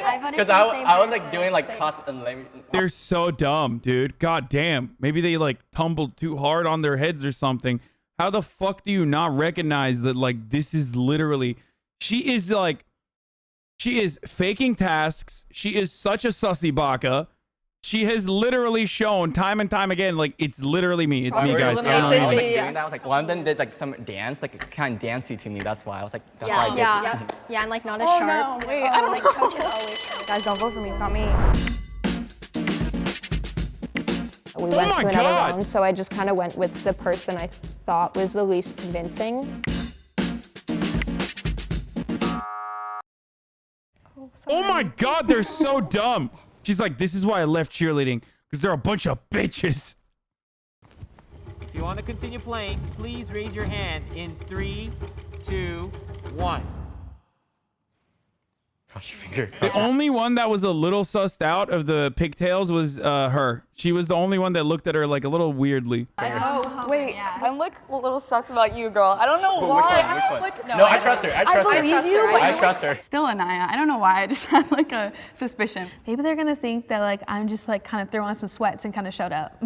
If the lights turn green, that means you have voted out the mole and you win. If the light turns Hung red, voted that for means her? the mole is still in the box and you lose. They're holding hands, dude. Yeah! Yay! I was wrong. I'm so wrong. Who was it? Sorry for accusing you. What? No shot. I was so fucking convinced. No shot. I was like, wait a second. I feel like I've seen her ad I feel like you looked familiar walking in. I was like, Will the mole please step forward and reveal yourself in 3, 2, 1. I thought it was her. No, she threw me off with a toe touch hug. Yeah. She threw me. But it was kind of like dancey. That's why dancey like. I did gymnastics. Ageism was correct. Oh my god, dude, that's crazy. I was so wrong. I was like, not only was she a cheerleader, but she also was like a coach for cheerleading. Motherfucker, this is why you can't say I pre-watched these things, okay? I was so convinced, dude. Holy fucking shit, I was so convinced.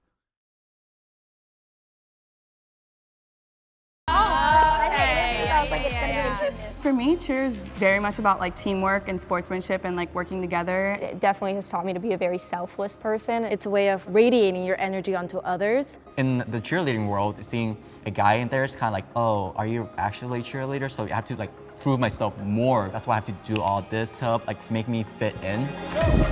Oh, that was bad. Get that.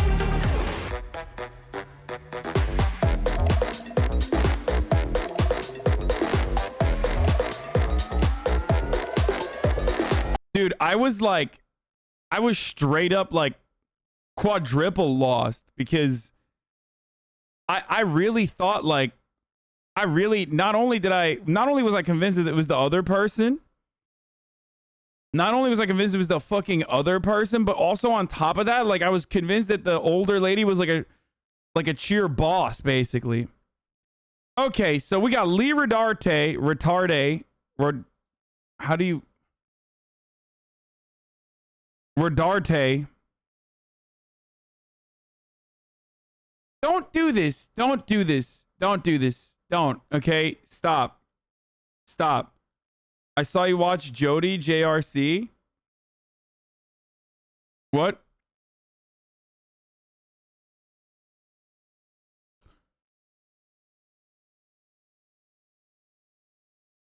I have a learning disability, you fuck. Oh my fucking god. Shut up! Shut up. Shut up. If you watch the unlisted one, the Colonel is great. I kind of want to watch this. The Colonel Russell Williams. The authoritarian The Michael Rafferty one is boring as fuck. Bro, your dad literally wrote a book praising capitalism. I don't know if you're aware of this, but like I've talked about how my fucking defending assault, defending assault.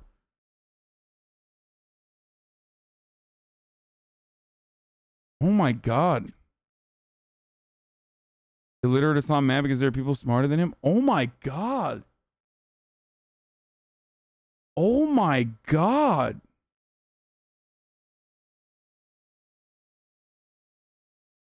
Oh my god. This guy is like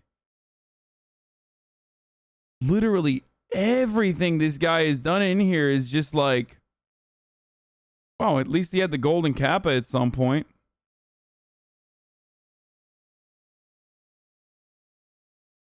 Bro, there's freaks like this. Oh, we all did?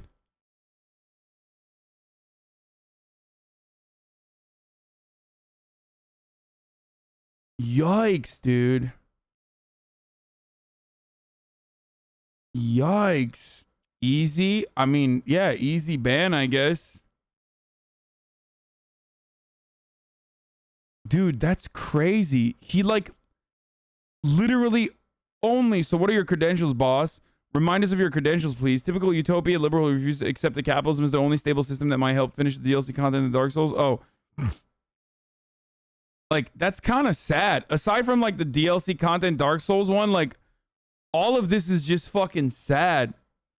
Imagine being an Erdogan pet dog and progressive at the same time. Bro, you and Jenk are Erdogan pets? No wonder.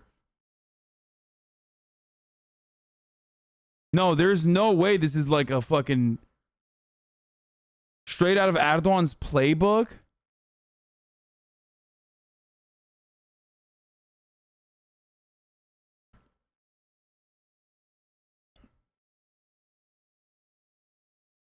Bro, that's so sad, dude. What a fucking sad existence, dude. That's crazy. That is like actually fucking crazy sad, dude.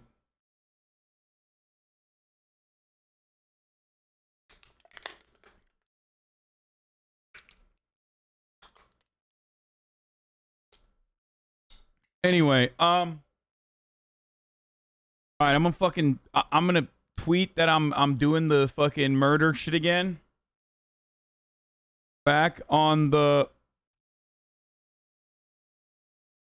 murder train. Let's go. Time for your murder boners. It's murder time, boys. It's murder time on the...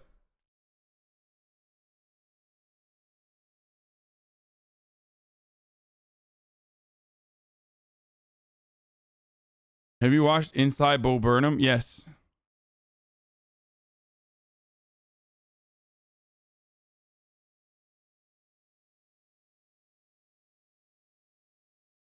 That was kind of sad. I get kind of sad when I see comments like that, dude.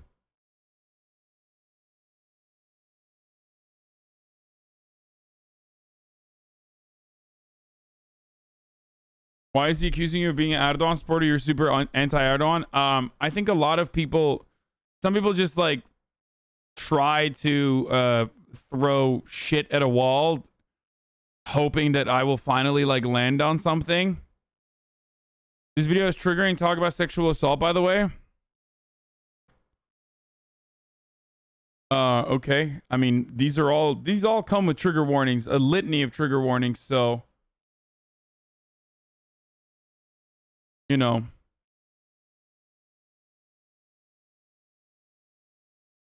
You have been warned.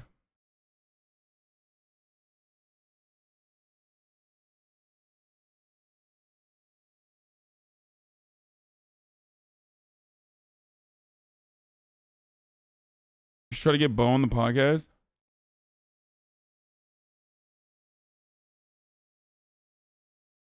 Okay.